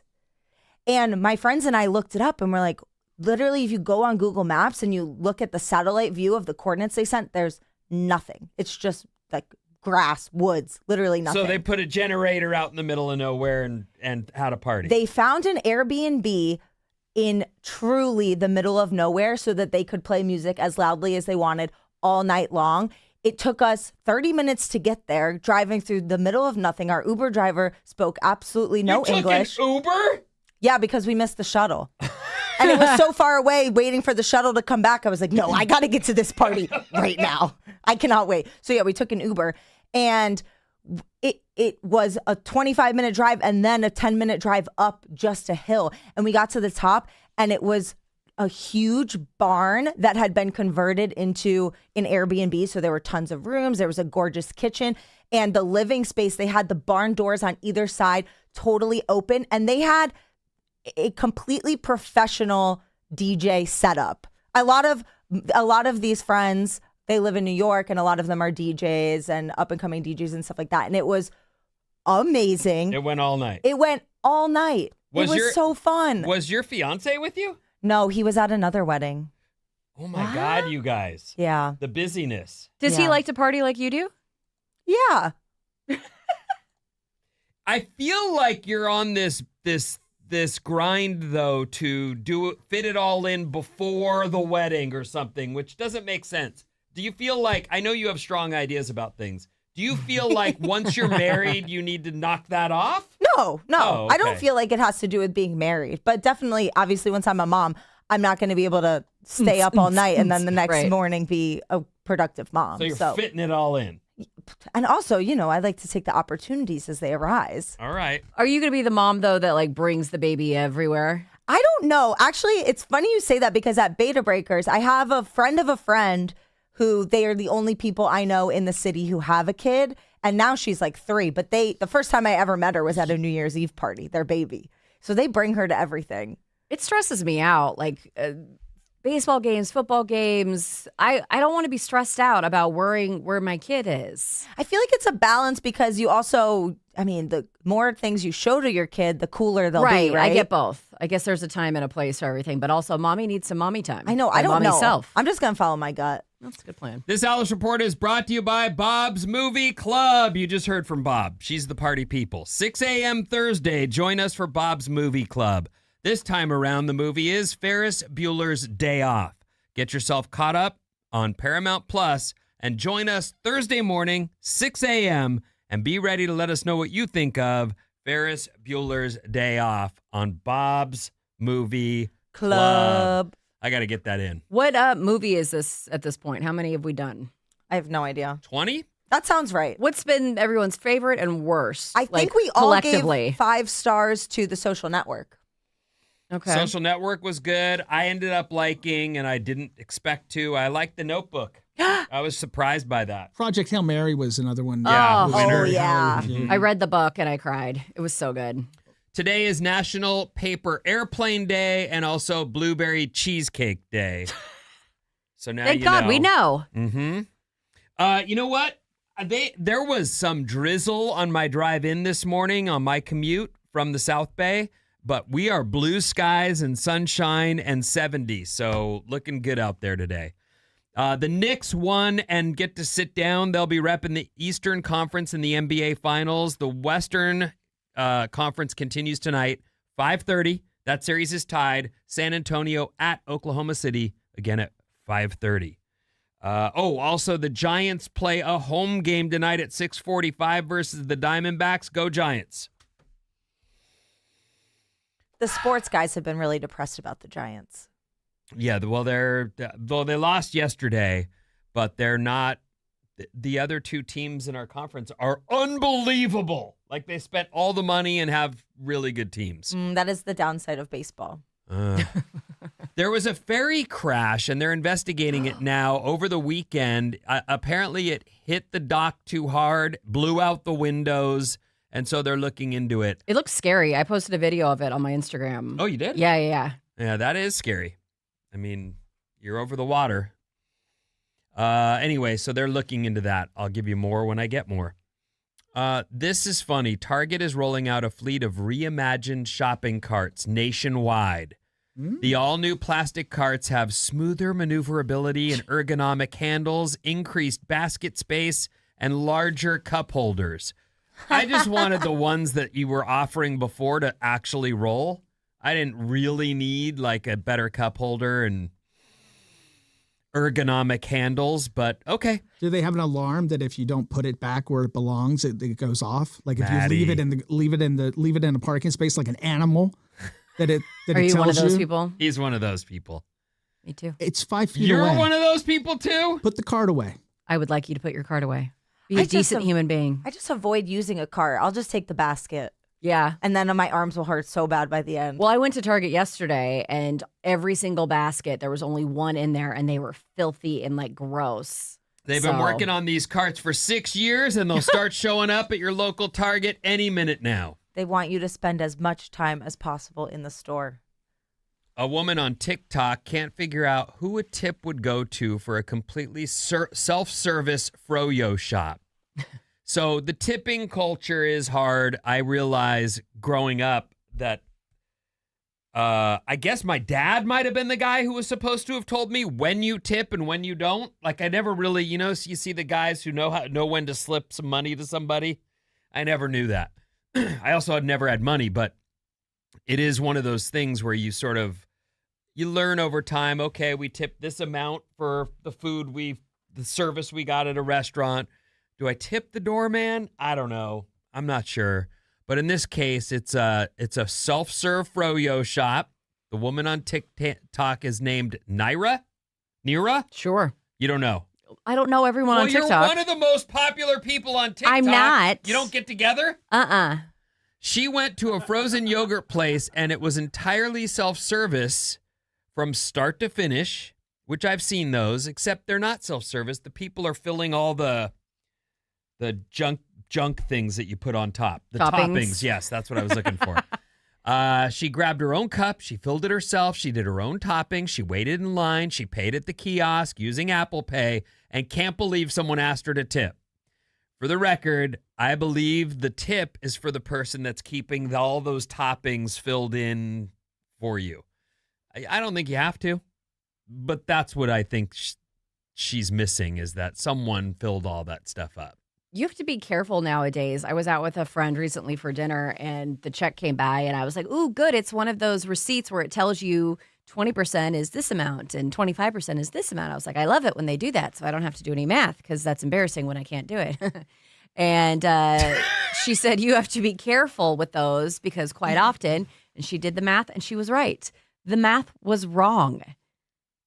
On the printed receipt, yes. Well, was it wrong, or did they calculate the 20% after tax and SF mandate and all that stuff? I believe mean? it was whatever the amount was that you would add 20% on to the final amount. Yeah, it was incorrect. Like by how much? By like $1 something on each. I mean, enough that it felt illegal, and so we called the cops, and they came in. I'm just kidding. I wanted to. Sometimes the inner Karen in me just wants out. Very white woman of you. But I would have had no idea because I'm so bad at math that I would have been like, I believe you. Yes, that's correct. $20 on a $5 tip. Yes, that's the right math.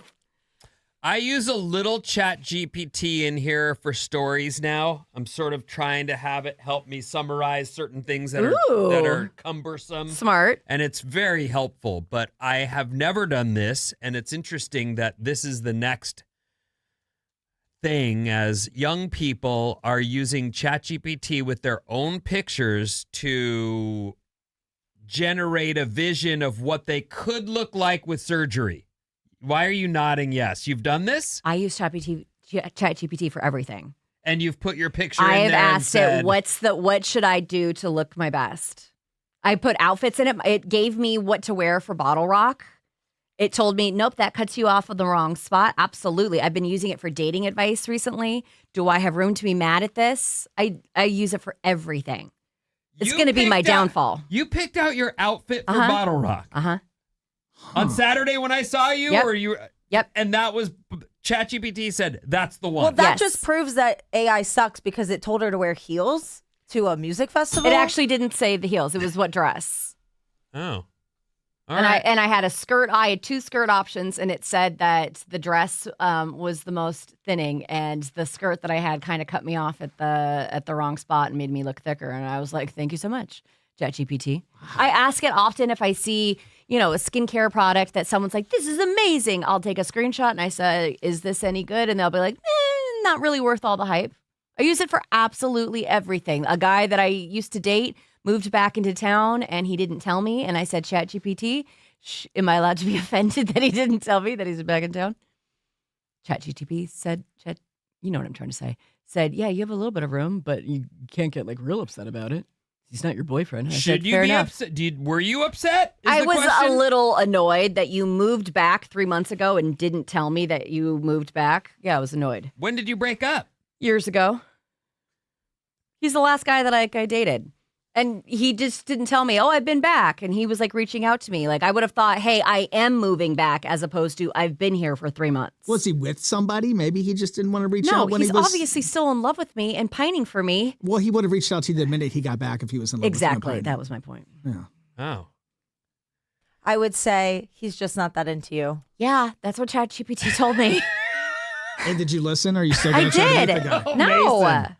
Doctors are saying that young people are showing up with these photos of themselves that have been beautified by AI, and they're asking the doc, I want to look like this. In this case, you see a really good-looking young man, and the photo, his cheeks are drawn in. Yeah. Which I know that's sort of what's the buccal fat? That's I don't what know, that's called. but Yeah. It's like the kind of that heroin chic look that was big, and I kind of love it. I wouldn't go get surgery ever. I just want to be thinner in the face. I have that grown-up face now where I look at it and go, oh my God, I'm round. It doesn't help that I keep my hair really short, but You're beautiful. Really short? Yep. That's what we're calling shave these days? I was just going to smile and nod. Mm-hmm. Yes. Mm-hmm. Anyway, I'm surprised, but it sounds like there are a lot of people using ChatGPT for everything, Mason. It's probably not the best idea. Our text number is 800-400-3697, and Maddie's on the show with your contributions. 707, the carts at Target are awesome. I'm such a dork. The new ones are there. I guess so. I called my husband afterwards to tell him all about the new carts. From Santa Rosa. I think that's right. Linda.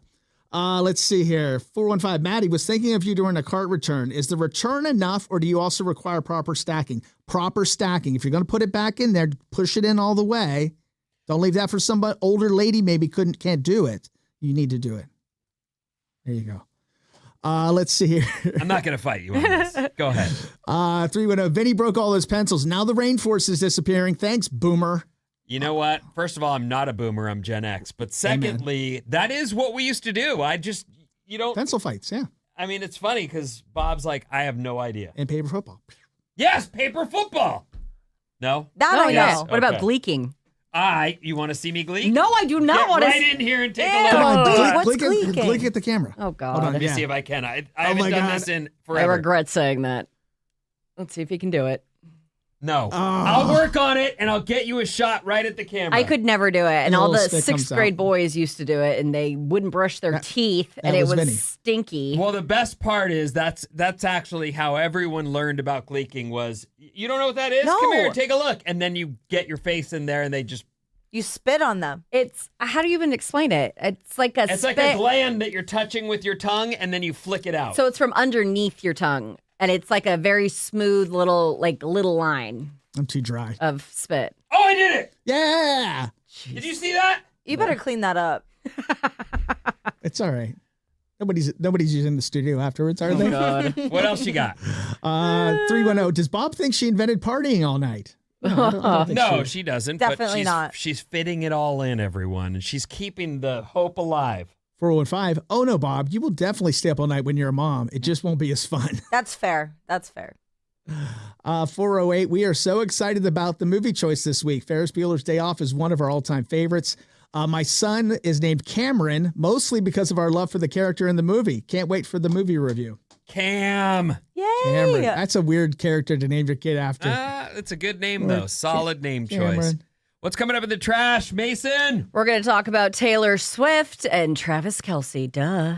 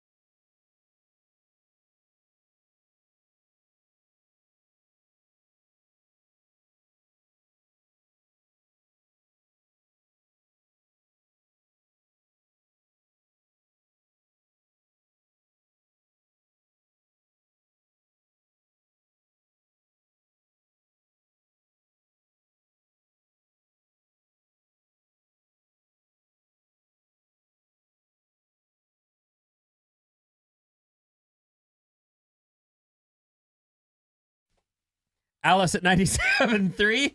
Sarah and Vinnie, Alice's morning show. Good morning. Thanks for being with us. Sarah's out, Mason's in, and we're still doing a show. We're live. Mason's going to do trash right now for you, but first, we got stuff to give away. Call 1-800-400-3697 right now. Be caller number 9, and you can win a pair of tickets for Fred Armisen on October 27th at the Castro Theater. Again, caller number 9, 800-400-3697, all courtesy of Another Planet. That should be a good show. Mm-hmm. All right.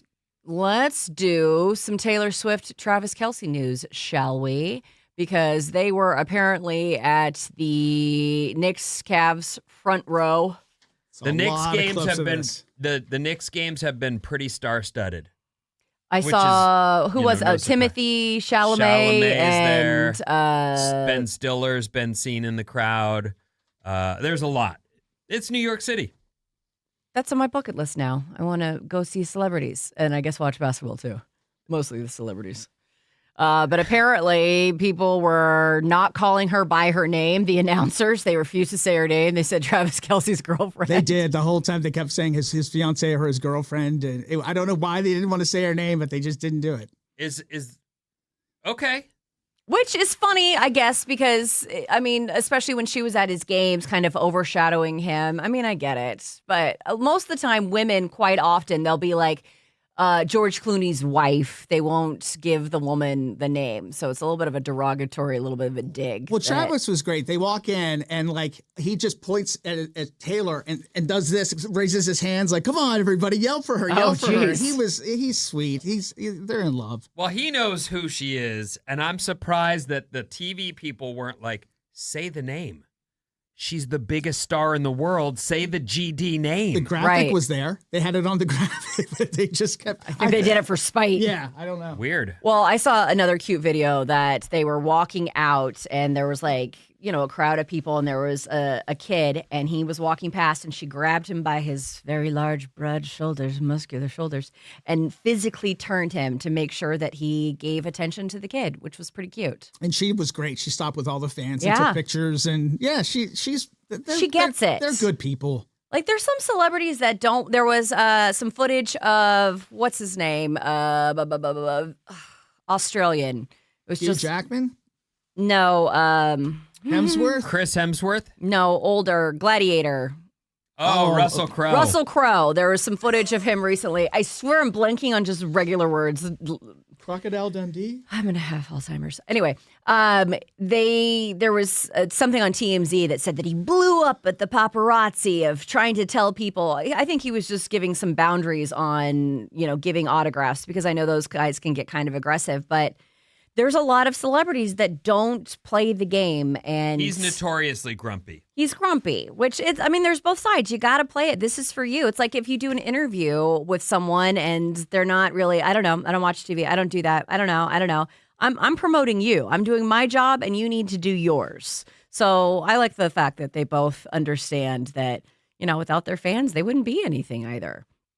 But another factor that people are talking about is her bangs, which I feel like, Bob, have you been hearing about Taylor's bangs? Oh, I have actually been hearing about her bangs. And how they've been getting thicker, and the conspiracy theories that people think that she's wearing fake bangs because she's growing them out and that she's doing it for her wedding so it'll be a big reveal.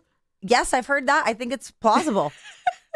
By the way, just to interrupt quickly, we had Robert from Winters won our big prize today. Nicely done. Nicely done. Those are the Fred Armisen tickets. All right. Good job, Rob. Nicely done. He was so excited and he was so sweet. So I'm happy for him. Have you heard anything else about Taylor Swift lately? I know you've got your ear to the ground when it comes to her. She's been looking so sick. I loved her in her Knicks outfit. The baggy jeans, love it. Travis Kelce's girlfriend or whatever they called her. Doesn't bother me. You can't. I'm a reasonable Swiftie. So what do you think's happening with her wedding? I think that they are strategically spreading lots of misinformation so that we won't know what's going to happen. I think it's a good plan to keep her and everybody safe. But I'm not really interested in this stuff, but I will say, that, people's weddings and stuff. Right. But I will say that I think it's really cool that she's dating someone who seems to be good with them both being in the limelight. Mm-hmm. And instead of, it seemed like she's had partners in the past that wanted to avoid all that, avoid the fame, keep quiet. I think that last boyfriend of hers before this guy, she wasn't out in the public for years. Right. Right? Am I right? Right. I mean, COVID was during that time, but yes, they wanted to keep their relationship private. What was his stupid name? I don't remember. But I think I'm blanking on What is his that, name. John like a Alwyn? good- Is that one? Yes, Yeah, John yeah, Alwyn. Alwyn. Look at me. Yeah, he is a little sad boy. Well, they seem like a good fit, that they both are, enjoying and living their best lives, and that they're going to have a big wedding is cool. Like, she seems to really thrive in that scenario. Yeah, I just hope we get some pictures. Will That's all her I ex want. show up? Will Harry Styles and Zoe Kravitz be at the I wedding? guess Harry Styles probably will be at the wedding. I love that. I do too. I love it. Well, and I just appreciate that he's, secure in his manhood, that she's the bigger star. He's not in competition with her, which I never understood. Like Nick Cannon and Mariah Carey, he said that bothered her or bothered him, that he was in her shadow. And it's like, I'm sorry, you're not in competition with Mariah Carey. You're never going to win. Same thing with Taylor Swift. Like, it's not a competition. You need to be like, we're in a relationship. She chose me, so you should feel flattered. Did you and say vice that versa. to him? No, I don't believe I said that to him. I think I kept my mouth shut. I'd be He was my interested to boss. see if he hears that from people where it's like, who are you, dude? I am excited to see his new reality TV show with his 6 baby mamas. Oh, okay. So that should be very good, because I texted one of the baby mamas and I was like, "Are you excited about your show?" And she was like, "There's been some drama." And I was like, "I cannot wait." I was like, "Give me that inside scoop. Maybe That's I can." the job, right? Yeah, Drama. Yeah, maybe I'll be able to secure an interview with him. We'll get some inside scoop. Hopefully, fingers crossed. You don't have that guy's number? He doesn't give anyone his number. I have his email that is tied to his. Like, he'll text me from An his email. assistant sees that. Yeah. No. He has it. It's his. It's his. But I don't think he trusted any of us to have his phone number. So the group chats were all of the email. So, Weird. Okay. Yeah. Anyway, the AMAs basically turned into the naked dress Olympics. That seems to be the biggest conversation online after the 2026 American Music Awards. And you mean see-through dresses, or you mean no clothes? Well, clothes, but very little clothes. Tiana Taylor, Lisa Rinna, Glorilla, Tinashe. There were lots of, if you got the body for it, which Tiana Taylor absolutely does. You've seen her abs, right? I have not. I'll look them up now, though. She was in the Leonardo DiCaprio movie, and One battle after another. yeah, she was great in that. Yes, I have seen her. Yes. I mean, if I had Stunning. those abs, I'd be naked right now in studio, showing you my abs. She's not, though, everyone. You're welcome. That would be no such thing as abs here. Let's see what else we got. Going back a little bit to Bottle Rock, Somber forgot to mention that he really loves performing and did not want to get off stage. They had to tell him, like, hey, here's your time. You need to get off now. But he hit the main stage about 15 minutes late. Did To you see begin him? with. No, Did it you was see Friday him? night, Was that right? Friday? No, I missed him. Oh, okay. Oh, I didn't see he him. apparently was amazing though. Someone said you hit like a drunk cigarette to him. I don't understand what that You means. hit like a drunk. Well, if you're drunk, you pull on a cig hard.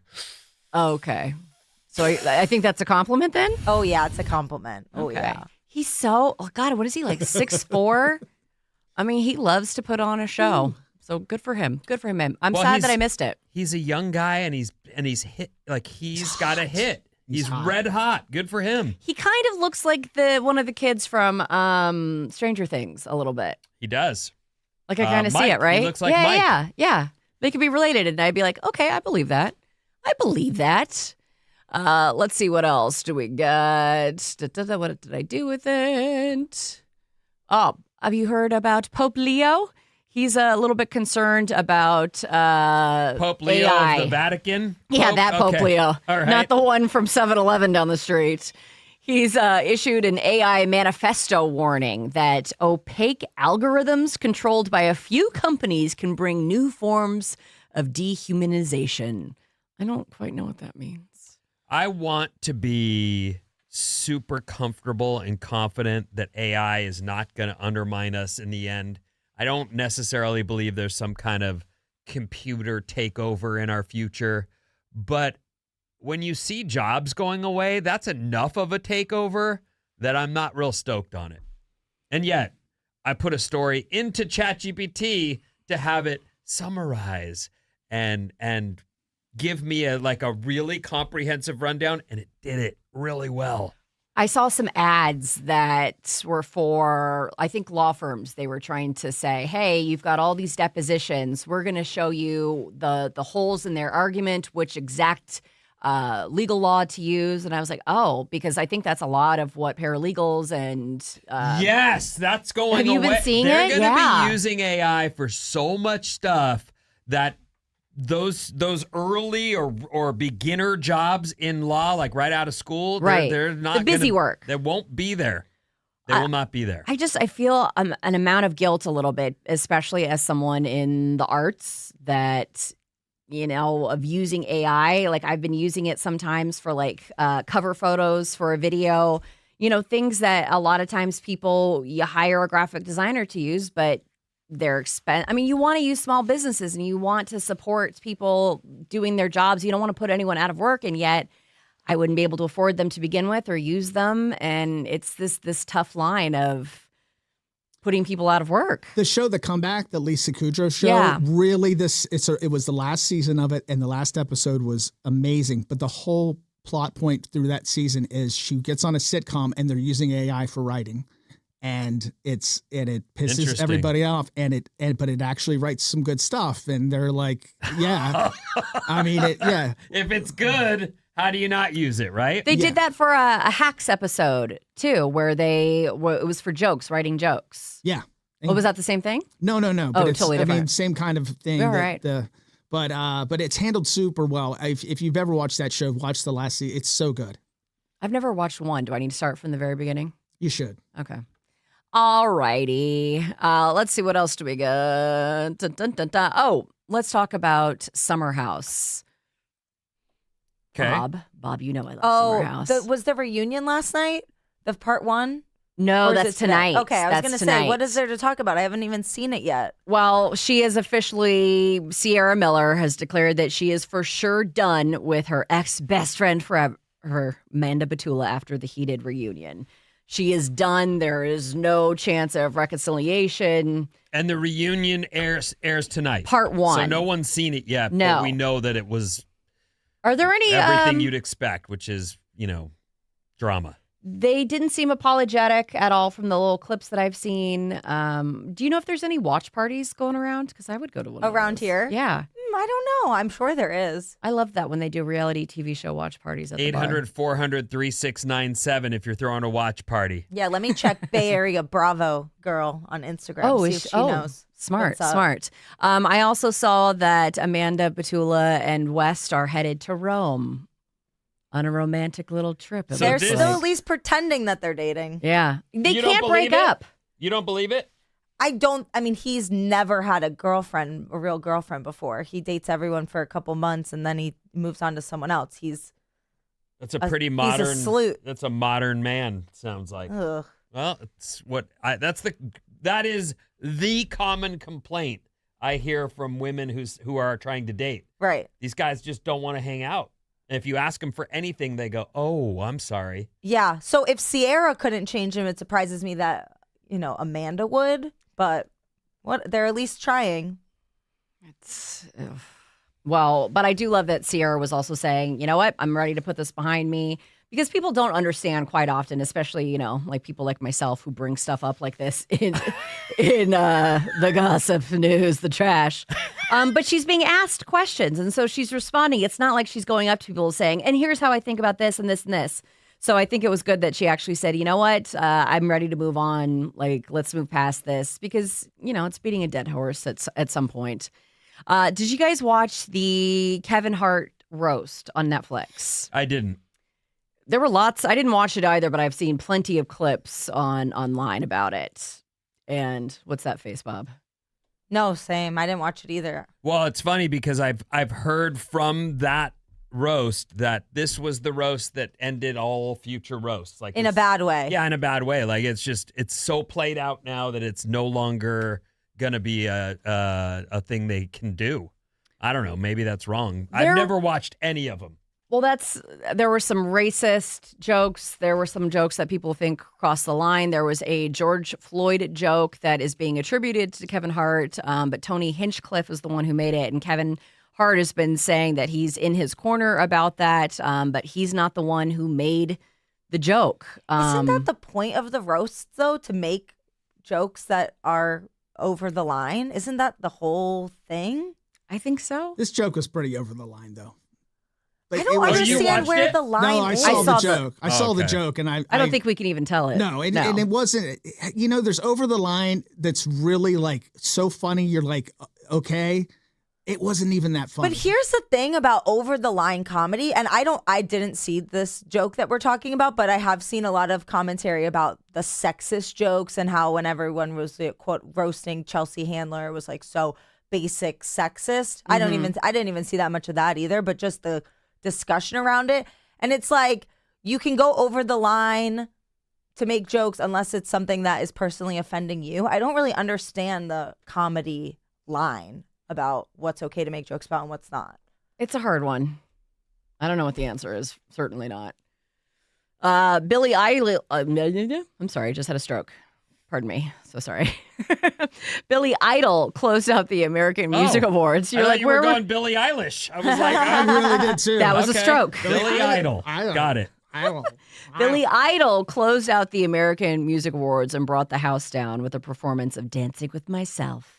You know what? He did a little Alice show. Yes, I'm so mad I missed it. Was that 6 months ago now? I don't been know. At least 6 months ago. But he was really fun. It was right after Halloween, right?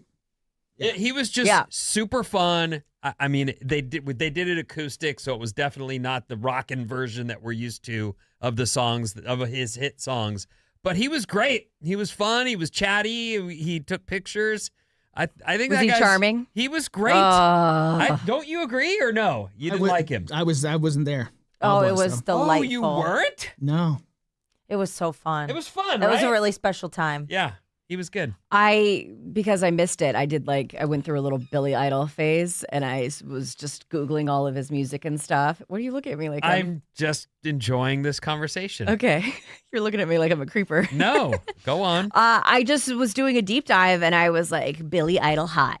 And like looking at his old performances, he was so good looking and he still is. Like he looks remarkably pretty good, but the performance that he did with Miley Cyrus, I thought was incredible.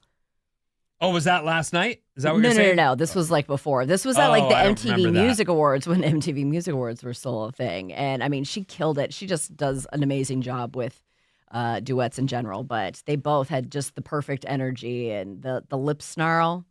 Yeah, Well, yeah, he you know- definitely did that.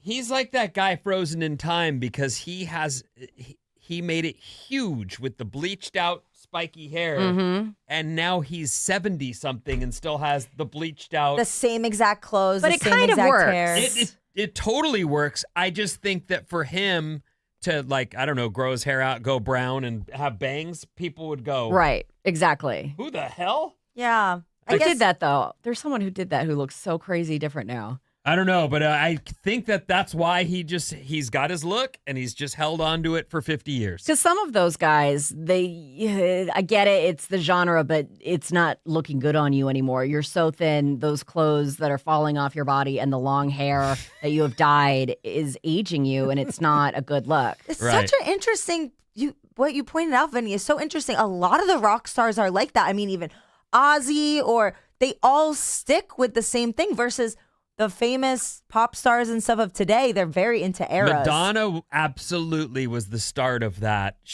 Each record was an entirely different thing, I like that. which was cool. Yeah, I agree. Well, and the guys don't get the same heat as the women do, which is not fair. in the That's true. They don't slightest. have to be reinventing themselves. No, but it's also, I mean, yes, Madonna is how old now? And yes, she's had some work done, but like there's just this different level of of scrutiny that they get. I saw like Vivica Fox was talking about it, even from an actress's standpoint. It's like you're not allowed to age. You're not allowed. No, I'm not going to be as thin as I was when I was 20. I'm not going to look the same, and it's a little bit easier for the aging rock stars.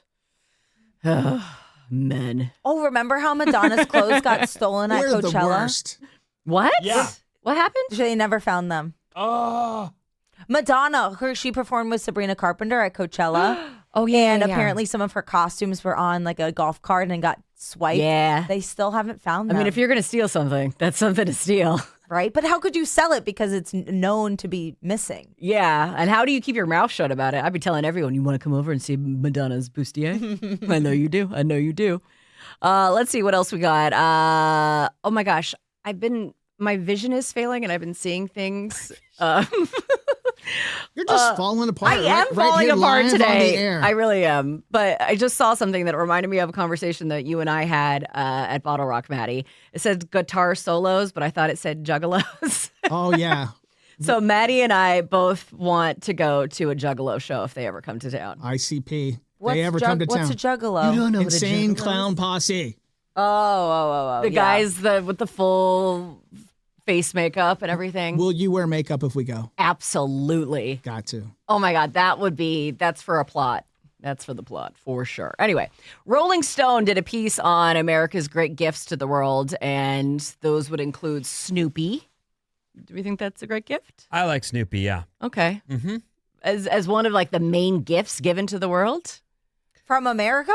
Yeah. You know, this is what I'll say. I may be completely ruining the story because I'm going to go a different direction, but I talk to my kids about this quite a bit. I believe life is so awesome for so many different reasons, and there's everything from the colors of the rainbow to the characters that you associate with your childhood where you just a Snoopy or whatever. I really do think baseball, football, like all this Taylor Swift, like all this stuff that I know our society is very built up, but I think it's wonderful. I really do. I think that's a Snoopy great mindset. is a great example of something that yeah, maybe you never saw it, but if you have, then you know Charlie Brown and that's, pulling the ball away or. Do you watch the Thanksgiving special? I think it's great. Yes. Okay. See, I can't get into the Thanksgiving special. Maybe that's part of why I don't find it magical. What else does Rolling Stone? We're running out of time. Oh. Maybe we should do this next. Yeah, let's do this next break because Okay. this is a little bag of goodness we can unload. Coming up in the trash, burned out Gen Zers are taking mini retirements and more after these.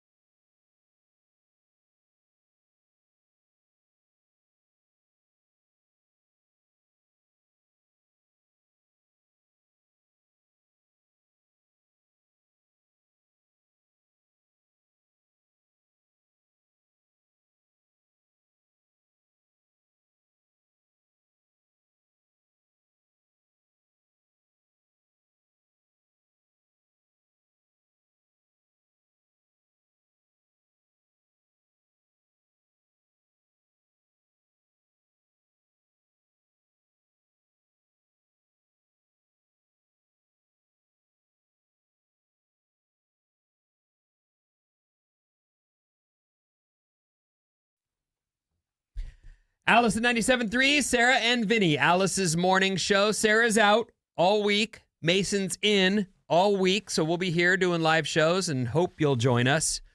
We've got still to come. We have Bob's Movie Club later this week, so get caught up on your movie, Ferris Bueller's Day Off. Also, Bruno Mars tickets coming up at 9:05, 12:05, and 5:05. For the code word, you got to listen at 9:05. That's soon. Then head to radioalice.com after we give you the code word to enter that code word for a chance to win a pair of tickets to Bruno Mars on October 10th at Levi's Stadium, courtesy of Live Nation. He's already making his way around the country, and I've seen some posts from people who were like, that guy did not disappoint. I saw some of the pictures, the crowd. You have to really put together a stadium show. You got a big audience, and you got to keep them all sort of, locked in. And he seems to be pulling it off, so that's pretty great. Bruno Mars tickets, 9:05. Stay with us. Okay, so downtown San Francisco is sunny. I came in with full clouds up the peninsula and rain, but looking pretty good out there right now, and a high of 70 today. So there's that. The Valks won 97-70 over the Connecticut Sun. The Giants lost yesterday, but play again tonight at 6:45. They're at home versus the Diamondbacks, so there'll be some traffic this evening as well. There's that. Where to begin? I will start with burned out Gen Zers. The New York Post claims Gen Zers and millennials are burned out in corporate America, which I can understand that. They're looking to stop working for a while as part of an adult gap years or mini retirements. If you have the money, I'd say you should do this. I've never been in a situation where I could just say, I'm going to take a year off. Have you? Absolutely not. I've been working since I was 16, and I wish I could. You? Not voluntarily. Right. Radio is a tough business. It when is a COVID tough hit, I was business. out of work for a year and a half. There was very stressful, but also there were some parts of me that were like, this is lovely. They say here, this could be more fuel for the generational divide. Don't worry. We bridge the gap all the time right here on this show. So we'll keep it together. Do you feel like there's more? I feel like I don't remember there ever being such a divide between generations, at least right now. You know what I mean? Between Gen Z and millennials and X. I just felt like, yes, there was always the elderly people who would say things, but I've never seen a generation give the one above it so much crap. It's a modern problem that I think is both due to the internet. Yes, that's probably it. But also, we've never had this many generations alive together. Like my parents' grandparents, my grandparents, not only did they not live that long, like they died young. I mean, it's 65, 70. Oh, yeah. You know, that's now we're living into the 80s and more. So there's a lot of that. But also, what do we have? We have the boomers. We have Gen X. We have millennials. We have Gen Z. Now we're in alphas. And I think we even have betas coming up underneath that. So but this goes back to what I was saying earlier about, I get it. You can grind and bitch about anything, shopping carts or the attitudes of the young kids today. But in reality, life rules. Like music, art, all these things, if you just stop and go, oh, right, life is bitching. It's very easy, and I think it's very easy to focus on all the bad stuff, and you can get overwhelmed, and it's just as easy to start focusing on the little victories, the small wins in life, too, and you got to do that. Otherwise, you feel like you're drowning. You got to change your algorithm. You do. Like I do that once in a while. Like I'll start getting a lot of stuff and I'm like, let me find some positive things and get that in there and make that part of what I'm getting fed because you self-feed it. Mm-hmm. Bob knows how to do that too. Remember when I was getting all those crotch shots and Bob was sorry, what? I can fix these. What? And she got rid of them. They were coming. I clicked on one. What are you talking about? On Facebook. It was like a photo of some lady. Someone's crotch? Wasn't it? It was, and it was just... What was crazy was that so many people are making content like that you were getting so many. I clicked on one, and then I started getting a lot of them and was like, I can't even look at my Facebook anymore. Pornography? No, they were wearing clothes. There were just creases showing. Oh. Oh, so you clicked on one and the algorithm goes, oh, would you like That's more the camel point. toe? And- here's more camel toe for And you. Bob fixed it. I don't get him anymore. Yeah, you can hold down and say you're not interested on TikTok, on Instagram. That really helps. Yeah, I have to be careful not to comment on things that bother me so that it doesn't show up. Like, I don't like seeing any like animals being hurt, even if Me it's a neither. feel-good story at the end. I don't want to see an animal looking destitute and awful. Right. And I have to go, oh, don't comment on anything. Don't linger too long. Burned out millennials and Gen Zers they've had their fill of corporate America, and they're looking to stop working for a while as part of what they're calling adult gap years or mini retirements. There's a lot of posts, hashtag adult gap year on TikTok, thousands of videos of youngsters ranting about how the hustle culture's killing them. I get it. I really do. But if you can afford it, good for you. If you can't, you got to keep working. Like, food isn't free. Unless you get on Bumble. I know. If you're living at home and your parents are like, yeah, take your time, take time. That's great. I mean, I don't know how to make cash stretch in the Bay Area. Even when I'm like saving and stuff, there's so many things you have to pay for. Everything. I've been trying to save money, and it seems like every month something comes up. Right. That's Vet. what I'm saying. Or car problems or whatever. Car, Anyway. That's why I don't have a pet, and I don't have a car, and I don't have a house. taxes. Have you? And I haven't done my taxes. You still? Oh my God. What are you doing? I know. I know. Did you file for an extension? No. Okay. I'm always saving stuff on Instagram about like the prices and stuff. Like, do you know how much a new house cost in 1938?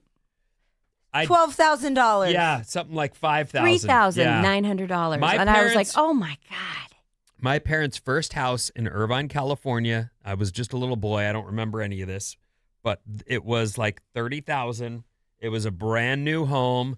The roads around it hadn't even been paved yet, but it was one of those things that it's still standing and probably worth $2 million now. And they don't have it anymore, but I mean, that's what. And that's, I mean, you go far enough back, but even within, the dollar menu, we don't even have that anymore. What? There's not a dollar menu. It's like a $2 menu. Are we talking about McDonald's right now? Yeah. Oh. That's still upsetting. Everything. I have these chairs, Restoration Hardware bar stools. Oh, that those are probably pricey. They were $100 when my husband and I were married, and they are like $500 or $600 now, $800. You can make some money off of those. Oh, they're already gone. Oh. He won those and then divorced. Oh. What do you mean won them? Like you guys I agreed what basically to gave him divvy up? everything. I gave him the house. I just walked away. Yeah. Why? Just wanted To be done? To be avoid done. stress. Yeah. We went through, what do you call it? Arbitration. We didn't have kids, so we made it as easy as possible. That's good. I got some cash. I got the car. But he had the house, and I like to look on Zillow every once in a while to see how much money I walked away from, and it upsets me. So, Is he still living in the house? No, he and his new wife live in Ohio now with their unattractive children. What? I can't say that. You did, though. I was kidding. They're very beautiful. Are they ugly kids? Like how? No, they're ugly? actually not. Every child is beautiful. One of them kind of looks like him, though. They're not. But you broke up, right? Yeah. And so why are you still watching Oh, I have absolutely zero feelings for this man. Absolutely none. I still have some lingering stuff probably for other exes, but for him, it feels like a different life. It's just interesting to me because, we talked about having kids and stuff. So I find it fascinating. I like to go look at his kids every once in a while just to see. It's like a different. I'm not obsessed at all, but I just, I stalk It'll his pop kids. up. It's like I'll look probably once a year. Well, then you look. It's not. Yeah, popping I'm not up. saying I'm not. No, it'll pop up in my head. Sorry. To go look. It's perfectly normal to check in on your exes. There's zero feelings there. Zero. I have no animosity towards him either. It's a different world and I find it fascinating. I will probably always go and look. I want to see how he's aging. I find it fascinating. My mom looks occasionally too. Like it's just a part of my life that I thought we'd be together. And so it's interesting to see where I'm happy for him. I think she's a much better fit for him. We should never have gotten married. The man brought math books. I said this on our honeymoon. We're very different. So I think he's much happier, but I find it interesting. Okay. Am I convincing you? No. I tried. Mason, last week I spent like 30 minutes trying to find one of Vinny's exes on Facebook and Instagram, and we could not track her down. I don't even think she counts. This was the first woman I was with. We were... sexually. Yeah. I don't like the way you say that, Like but yeah.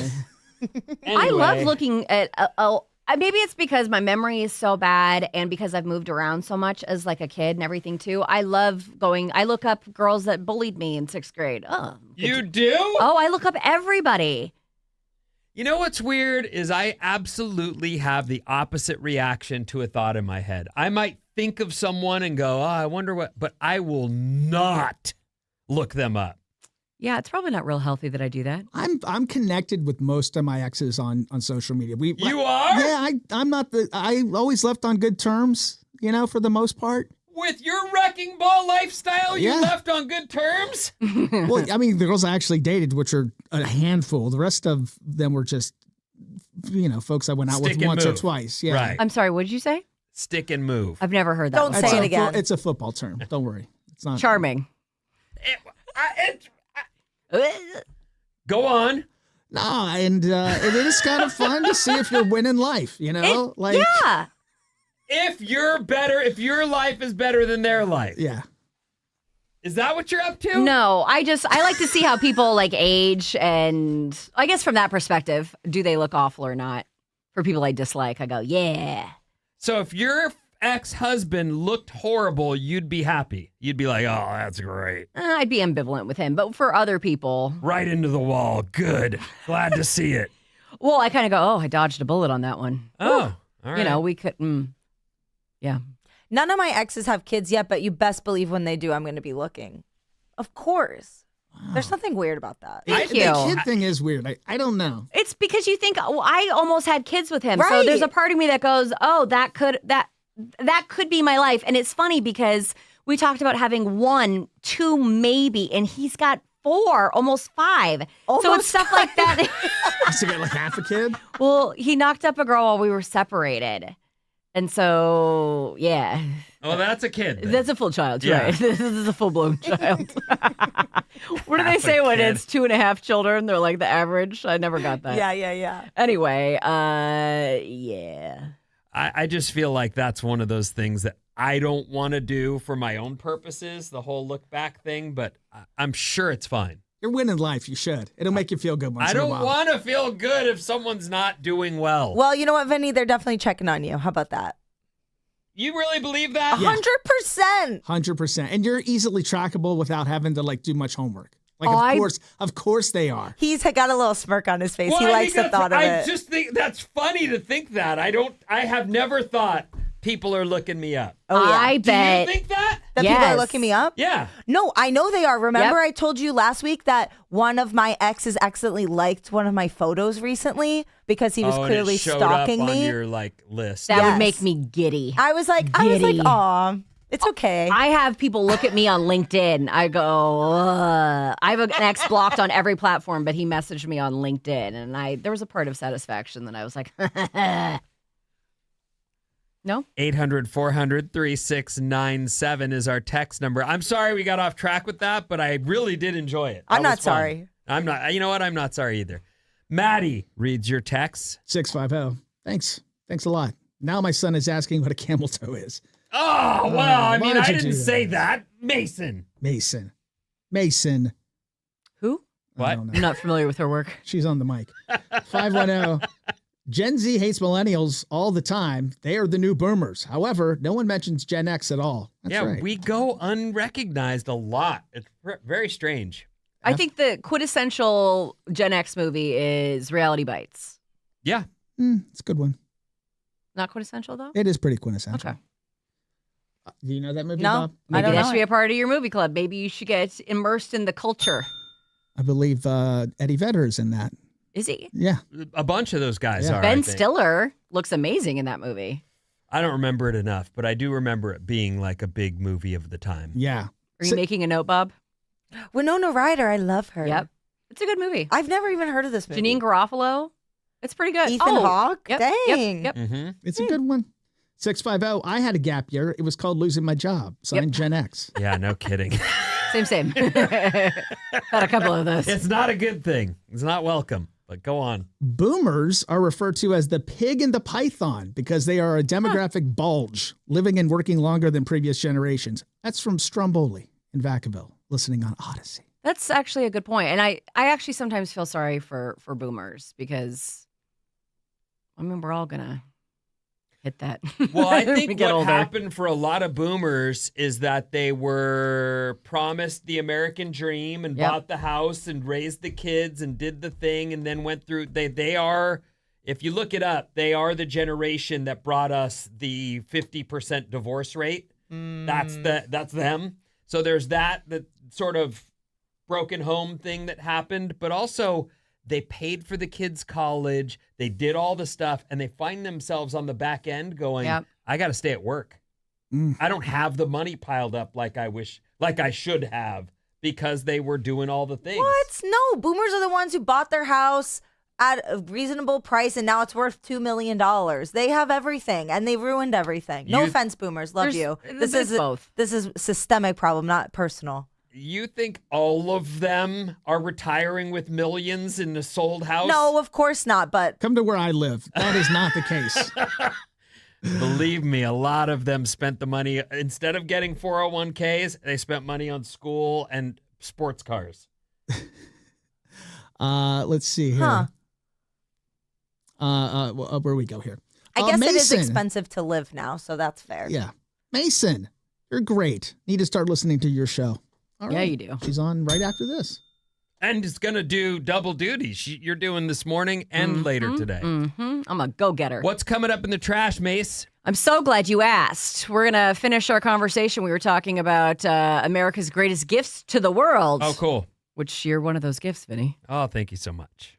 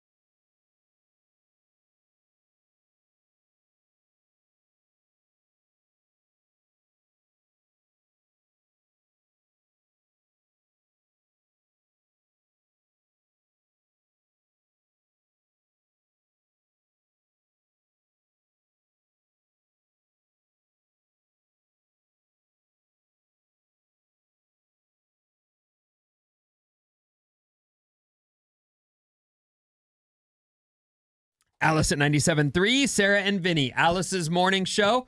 Appreciate you being here. We are, we're broadcasting live without Sarah, but Mason's in and doing a great job, and she's got trash for you in a second. 800. No, we don't need the number. We need the website. RadioAlice.com is what you need. Bruno Mars tickets. Want them? Take the code word LOCK, L-O-C-K, to RadioAlice.com to win a pair of tickets for Bruno Mars on October 10th at Levi Stadium. The word is LOCK, L-O-C-K. Take the word LOCK to RadioAlice.com and listen today at 12:05 and 5:05 for more chances to win. This hour's code word is LOCK, L-O-C-K. Courtesy of Live Nation. Bruno Mars tickets up for grabs with the code word LOCK. And I want to make sure everybody knows, because last time we used this word, people put in the word luck. No, it's lock with an O. Yeah. Lock as in lock and key. Why'd you look at me like... I don't know. Like I'm insane. That did not... Sense. Perfect example. You literally are looking at me right now like I just said... I look like that all the time. Spoke Japanese. No, that made perfect sense. Okay, thank you. The whole spying on everyone you've ever known, that makes no sense. But that was very good example. Thank you. Lock and key. Thank you so much. Mm-hmm. Okay. P.S. My mother's been listening this morning, and she said to lay off boomers. Leave boomers alone was her exact words. Agreed. I kind of wish you would stop listening, Gene, so that I can really overshare. Don't leave us, Gene. Stay right there. It's probably a good safety wheels. Rolling Stone is celebrating America's 250th birthday with a list of its greatest achievements. And they asked some great Americans to help. This is America's greatest achievements? Okay. America's greatest achievements. Some of the amazing things that we gave the world include, we talked earlier, Snoopy. Okay, are we agreeing on that one? I'm yes. a Snoopy fan, okay. Yes. And Snoopy's Bay Area, for sure. North Bay. I don't know why they're considering this an American gift. Bodegas. The mini market. I mean, but that's not an American thing. Well, the word isn't. I mean, the word is Spanish, but New York, that is everywhere. There's a bodega on every corner. But that's in Even Italy. Here. Yeah, everywhere. That's not an American thing, but all right. Game show hosts. Would you call that an American thing? I wouldn't say that either. Well, you know what? How would I know? I haven't been anywhere to see if they also have game show. Do they have the Newlywed Show in Italy? I know that Spanish television and Japanese, they have amazing game shows. Okay. The Black Power movement, yeah, that's us. We get that. The Chevy 454 pickup truck, yeah, that's ours. Okay. America. No? I don't know why the Chevy, though. Well, pickup trucks in general are pretty... Guitar solos. All American, don't you think? Guitar solos rule. That's what I was talking about. Yes. Like the things... Sometimes I will be listening to music and just be so happy. And I realize, like, this is what life is about. Colors and music and art and friends and all the things that we often take for granted. But if you stop for a second and look at it, life is rad. You know what you would actually be good at, I just thought of? You'd be a great kindergarten teacher. I would love to. Well, I was looking at doing that. You would be so good at, or even a PE teacher, too. I looked into Can being you see a that? teacher. Sure.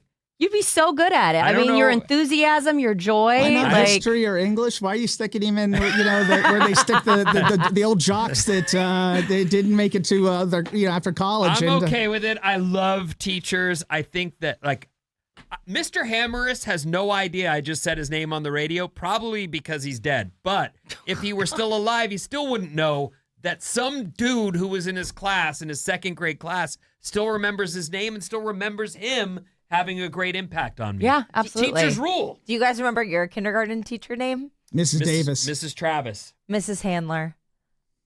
Do you remember Mason? I know he was a dude. You got no name? Couldn't remember.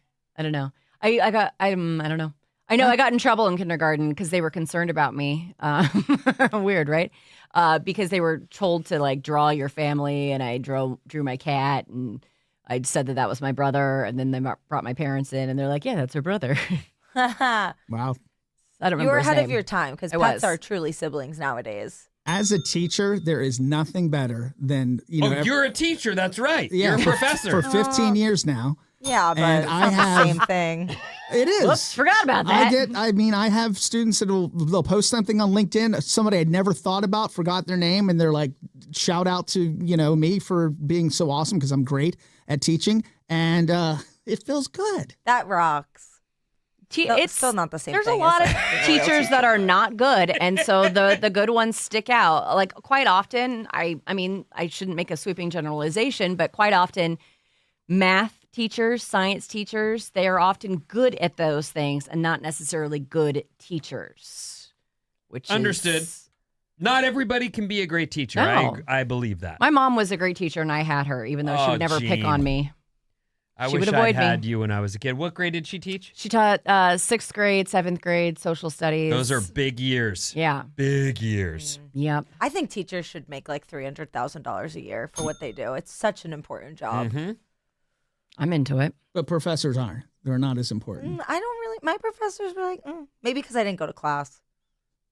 Maybe that's a personal problem. What else is on the Rolling Stone list of things that make America great? Thank you so much for asking. I shall tell you. Folk music. Mm-hmm. I love folk music. I grew up with Peter, Paul, and Mary and the Kingston Trio. Those are what my parents listened to, so that's what I listened to. All Is right. bluegrass on that list? Because it should be. No. All music should I like be. bluegrass, though. Amtrak. Our trains are terrible compared to other nations. Yeah. Backyard hoops. Huh. This is the weirdest list. On here it says everyday people. Who came up with this list? Oh, What? I know what America gave you. We gave you everyday people. What That's what we gave you. application is? I'm not application. What publication is Rolling, Rolling Stone. Stone. this? Oh wow, they're really Immigrant scraping the bottom of the workers. barrel. We gave you immigrant workers. What? Late night shows, proms, the baseball diamond, street art, the outlaw, protest songs, and pro wrestling. You've got to be kidding me. Anybody, I asked, well, maybe I'm just talking to Maddie. I don't know if you young ladies are into wrestling. Did you ever get into wrestling? I was huge into wrestling. Oh, you loved I believe that I 1,000%. Okay, I don't know how anyone can watch that. I actually put on Ultimate Warrior makeup when I went to see him wrestle once. Yeah, I put the makeup on and everything. I was I gotta really look into this him. up. And Ultimate Warrior? yeah, the Ultimate Warrior. He beat Hulk Hogan for the title once. Is that him? Yeah, that's him. That's the You did makeup I that. wore. Yeah, all the way Let me down the see. Did you face. take your shirt off and put stuff around your muscles I too? did. I would do Oh, that. I'm familiar. I would everybody on the wrestling team. We would put he would like put ripped up T-shirts and like around his arms, and we would wear those when we would be out getting ready for I've wrestling. never seen this guy before I've got the in my hair life. for that. I could do that as a costume. Yeah. That's my haircut. Well, I don't understand this list. Okay, so here's a little bit more. Judd. I cannot talk today. Judd Apatow. Mm-hmm. He is the one who brought up late night hosts as an American icon. He said the hosts we have now are going to fight until their last breath to be allowed to express themselves.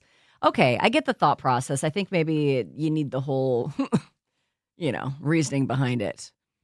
Yeah, I mean, I think that there was a time, and we weren't there for it. Johnny Carson was an incredibly Yes. huge star in America, and less so, but also Letterman and Leno. I think the guys now are only watched in clips. Yeah. And like Sarah will record them and watch them the next day for certain parts of their shows. But Yeah. I think they're mostly terrible interviews. They're canned and they, it feels like, so what? I heard you went on vacation. Actually, I did. Let Yeah. me tell you this fascinating story that I've never told before. Don't So- have memorized. Right. So I can't. But I know there's still people who are really interested, especially in the freedom of speech thing that's going down. People are watching it right now, maybe more than ever. Well, speaking of For that reason, though. the night after his final late show, Stephen Colbert hosted a public access TV show in Michigan, of all places. And that late show actually drew 6.7 million viewers, the most that he ever got for a weekday episode. Wow. This is the last episode. Yeah. Mm-hmm. Yeah, I never watched him either, but I don't even watch SNL anymore. I watch the clips all online. So Yeah, I'm I just don't- as guilty of it, and I feel bad because, we've lost a lot You know of what? things. I really feel like the late night shows also missed the boat in that I get they're doing the show at 5 o'clock and they're trying to put on a big show. But if you read your audience, we're all in bed. turn the music down. Help us get to sleep. Do it be quiet a little bit. You don't need a band. You need a harp. That's what you need. You want an ASMR late night show. Please. I could see that being really popular. There are times where I'd be watching Letterman and he'd introduce the band. The guy would go drums and music and keyboards, and I'd be like, what the hell? Are y'all watching the news? Donald Trump today. Let me tell you about it. It's 11:40. I need some. Bring it down, man. This one's for Vinny. I love this take. This is an amazing take.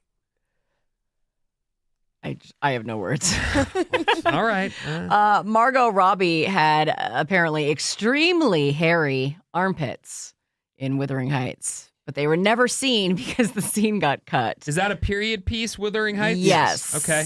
The director, Emerald Fennell, wanted Margot's pits to be historically accurate. Well, a lot of that stuff tends to not be accurate. Sometimes they've got some acrylics on. Their teeth are pretty white. Do we want to watch a movie when their teeth are yellow like they would have been at that time or missing from their face? I say no. Yeah, I mean, I think that these are big movie stars that you expect to see them be gorgeous, even if they're playing an olden days person. But I like a lady with some hair, so I'm not. Do you? Sure. Tug on it? Braid it? No, I don't want to braid it, and I don't want to, but I'm not against it. Look at you, so I progressive. was shocked the first time I was with a lady and we got intimate, and she had underarm hair. And you were Did you get shocked, up and leave? like bummed, or shocked like, hey, I wasn't into it. I wasn't into it. You weren't into it. I have to go. And did she have down there? Yeah. No, she was a free flowing person. That didn't bother me as much. Really? Yeah. Interesting. Legs? I mean, I grew up watching, stuff from the 80s, and, we didn't have all that grooming going on back then. So many visuals right now. It's not even 10 a.m. Next story. Good morning. Drake is Turn the this off. first artist to debut 3 albums in the top 3 spots on the Billboard 200 chart. He also ties Taylor Swift for the most #1 albums for a solo artist. I'm honestly surprised that he, after all of his drama with Kendrick Lamar, that he has been doing as well as he has. I'm been. with you, but he's got a lot of fans. So maybe they enjoyed the Kendrick, whatever you want to call that, scuffle, beef. But they also like the guy's music. I don't know. I'm not into him at all. Side note, you look really pretty today, Bob. Thanks. It's a good color on you. Hair looks good. You look clean, showered. I'm not, beautiful. but thanks. Just thought I'd share that. You guys look good too. Anyway, former Hole drummer Patty Shamel, whatever. She's selling a shirt worn by Kurt Cobain, and it features the logo from the Jodie Foster movie Foxes. And Kurt gave it to her because they watched it together. Is she hurting for money? Apparently, it's the former Hole drummer. Courtney Love's Band. band. No, but okay. Which was Send rocking. me over. That's the only song I know. The current bid sits at $8,000. I've never understood people who buy memorabilia like that for an obscene pipe. Oh my God, do you hear me having stroke after stroke? It's okay. Obscene price. I don't have any collections like that where I bought. You have a couple things you purchased, right? Yeah, I collect like old concert tickets and fan patches and things like that. What did you buy, Reese? You bought something recently though that I bought from the Casey Kasem auction when he died. I bought it's an album. It's a 45. It's called Letters to Elaine, and it's him reading a letter to him over a Beatles song, and the Beatles sent him this piece of wood that was painted with it on it, and I bought that, so I own that. How much did you pay? It wasn't a lot. It was a steal. I think I got it for like $800. Yeah, I think the thing about buying guitars that made the music that we all know and love, I think that's rad. But once you buy a $10 million guitar, it's no longer something you can just hang on your wall in your house because it becomes a part of history as well. And so you kind of have to keep Let people that thing. see it. Yeah, Yeah. I mean, it has to. And those things are cool, but buying someone's gum, Oh, I'm See, with you. I'm weird. If I had the money, I would buy stuff like that. Like I bought like the Elvis tickets from the shows he didn't do because he died the day before. Like I like weird stuff. So You bought that? Yeah, I have 2 Elvis tickets from the 2 shows he didn't do because he died right before them. But if you got can't more even money, explain you something, got a lot of money if you're buying stuff like that. It was those were gifts from my mother. That was what she bought me every year for Christmas, was some rock memorabilia. That was like her thing, and she found this stuff and bought it for me. You're rich. No. You're secretly rich, Oh and you my don't want to God. say. He has 40 jobs, so like he better have some amount of money. Yeah, he's rich. Professor. I had no idea. Yeah, he is are a you an professor. heir to some large West Virginia fortune that we're unaware of? I'm an heir to a double-wide trailer sitting on a nice plot of land. I would love to do. You guys should have a go home with Maddie show, and everyone goes back and does it from West Virginia. It's fun. I think anybody that comes and visits West Virginia, they're like, it's awesome here. People are super nice. I used to Do live they in stay, Springfield. though? Huh? Do they stay? The people who visit, are they like, I'm going to move here? There's a lot of people starting to move to West Virginia. Is that right? Yeah, from a lot of retirement because I it's don't a think great that's place true. to retire. I don't think that's true. No, I don't think there's a booming. No, I feel like that might I'd say be it was something you made up. booming. I'm just There's saying a pipeline from California to West Virginia. They're all leaving. I saw like Wallet Hub. I follow Wallet Hub on Instagram, and they love a good list. And it all, this city is the highest in this state, and it was showing like the number 1 states where people like don't move away, and like Ohio thought it was a flex. Like not leaving Ohio is not a flex. Well, I guess it means, are you happy there? That's Is that what why they people were don't leave? saying. They're like, and I moved back, and I get it. There's something to be said for your roots. That's fine. But you need, I think that's one of the biggest problems with people in this country is that, well, number one, because we're all off by ourselves. So it's not easy for us to travel like it is for Europeans. Like we can't take the train to France for the weekend. It's a little bit more expensive. But it's the fact that people don't leave their bubble and they only hang out with people in their bubble and they don't have empathy for other people because they can't understand. Because they never met anybody. Because they've never left their little hole. I think I would be a very different person if my dad hadn't been in the Navy. I probably wouldn't be as nice.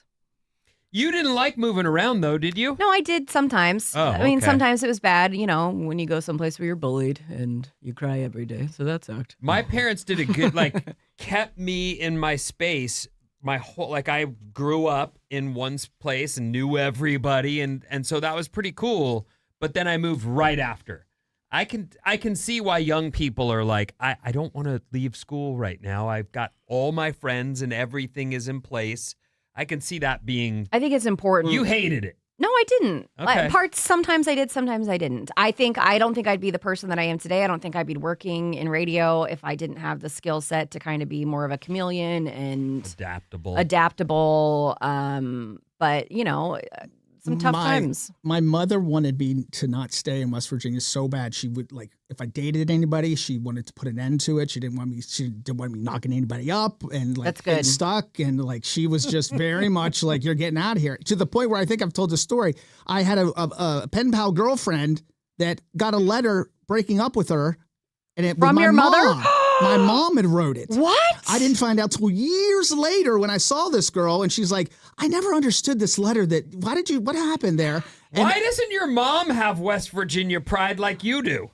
she did, but she just wanted me to get out and do my thing, see the world. That's pretty good. Yeah, do all the things she didn't get to do, vicariously living. All right.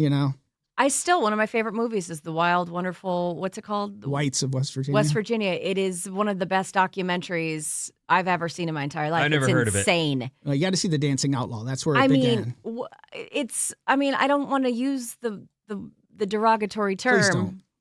H-Billy? Is that No, what you're going to say? I was going to say it's a Did color. you just censor that word? Come, get a grip. Coming up in the news, we've got good news after these.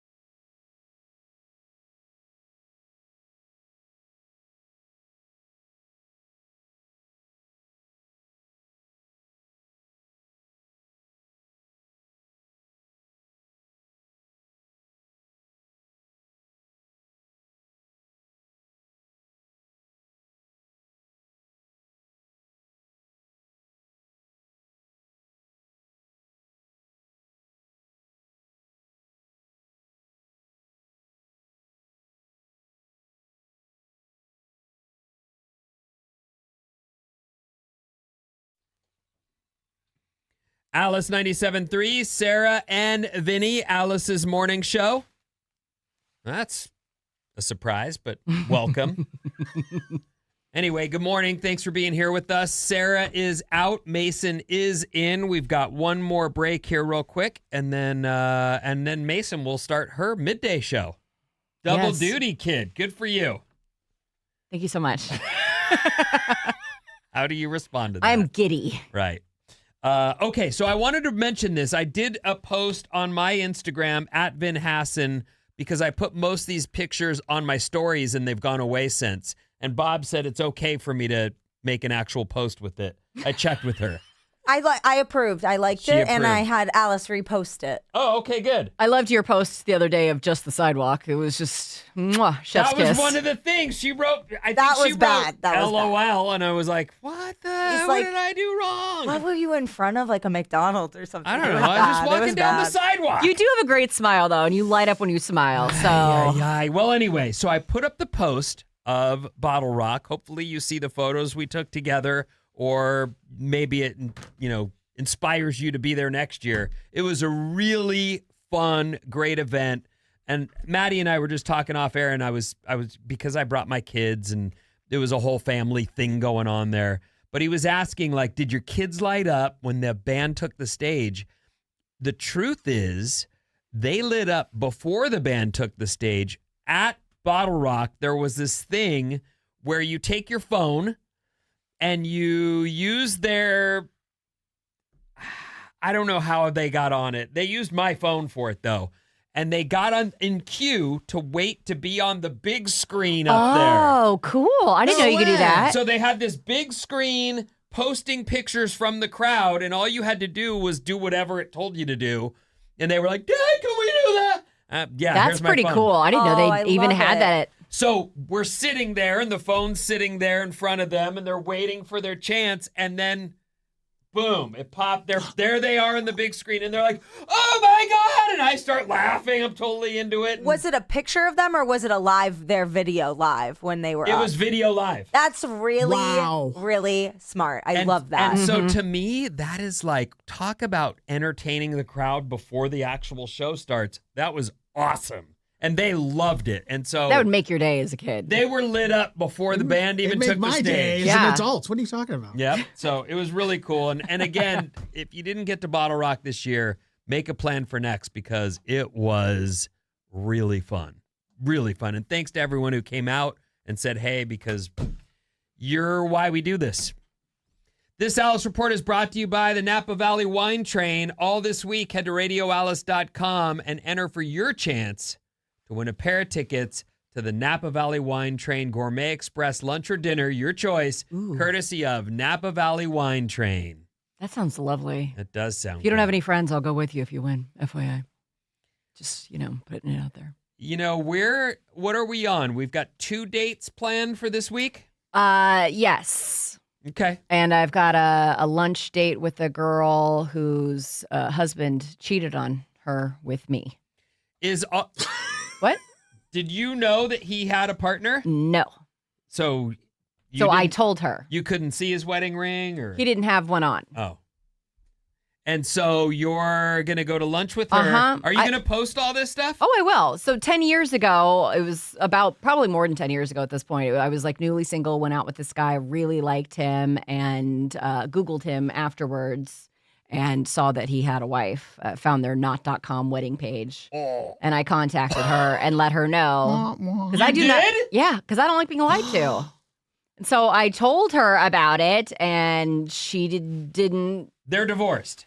They were not at she stayed with him and did not like me messaging her and telling her this stuff. But I actually got a text message from her earlier this year in April that said, "You are my fave. I just have to say nothing but respect your direction. Not sure if you remember being, but my now ex-husband, Ted, met you on Tinder and you were so kind and honest to me. Long story short, we separated. I gave him another chance and he did it again. I should have listened to you and left him for good with all the lies. So glad I left to heal and rebuild these past few years and finally found self-love and self-respect to do it. Very traumatic ending, but for the better. Now, this is a great story you can share on air. I hope you're well." She told this story to a sorority sister of mine, and my sorority sister said, "Oh, I know who that is." She connected us, and we're going to try to get lunch this week. That's crazy. Gnarly. And so he was, never mind.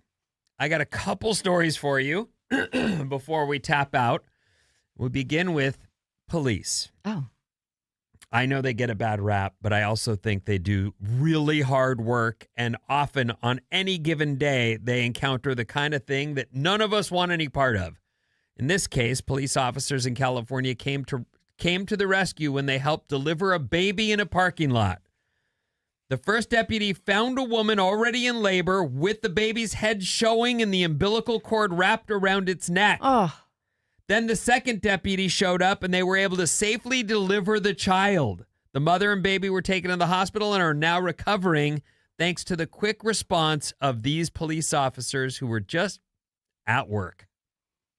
Gnarly.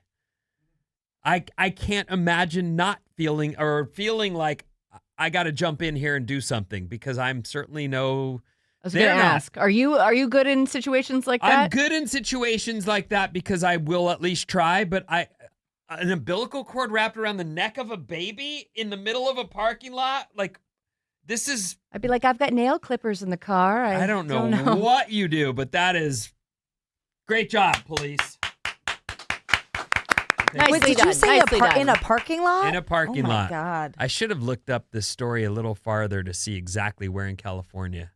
Rancho Cordova, which I believe, where is that? Down south? Nobody knows. It doesn't matter. It's down south. Great job, police.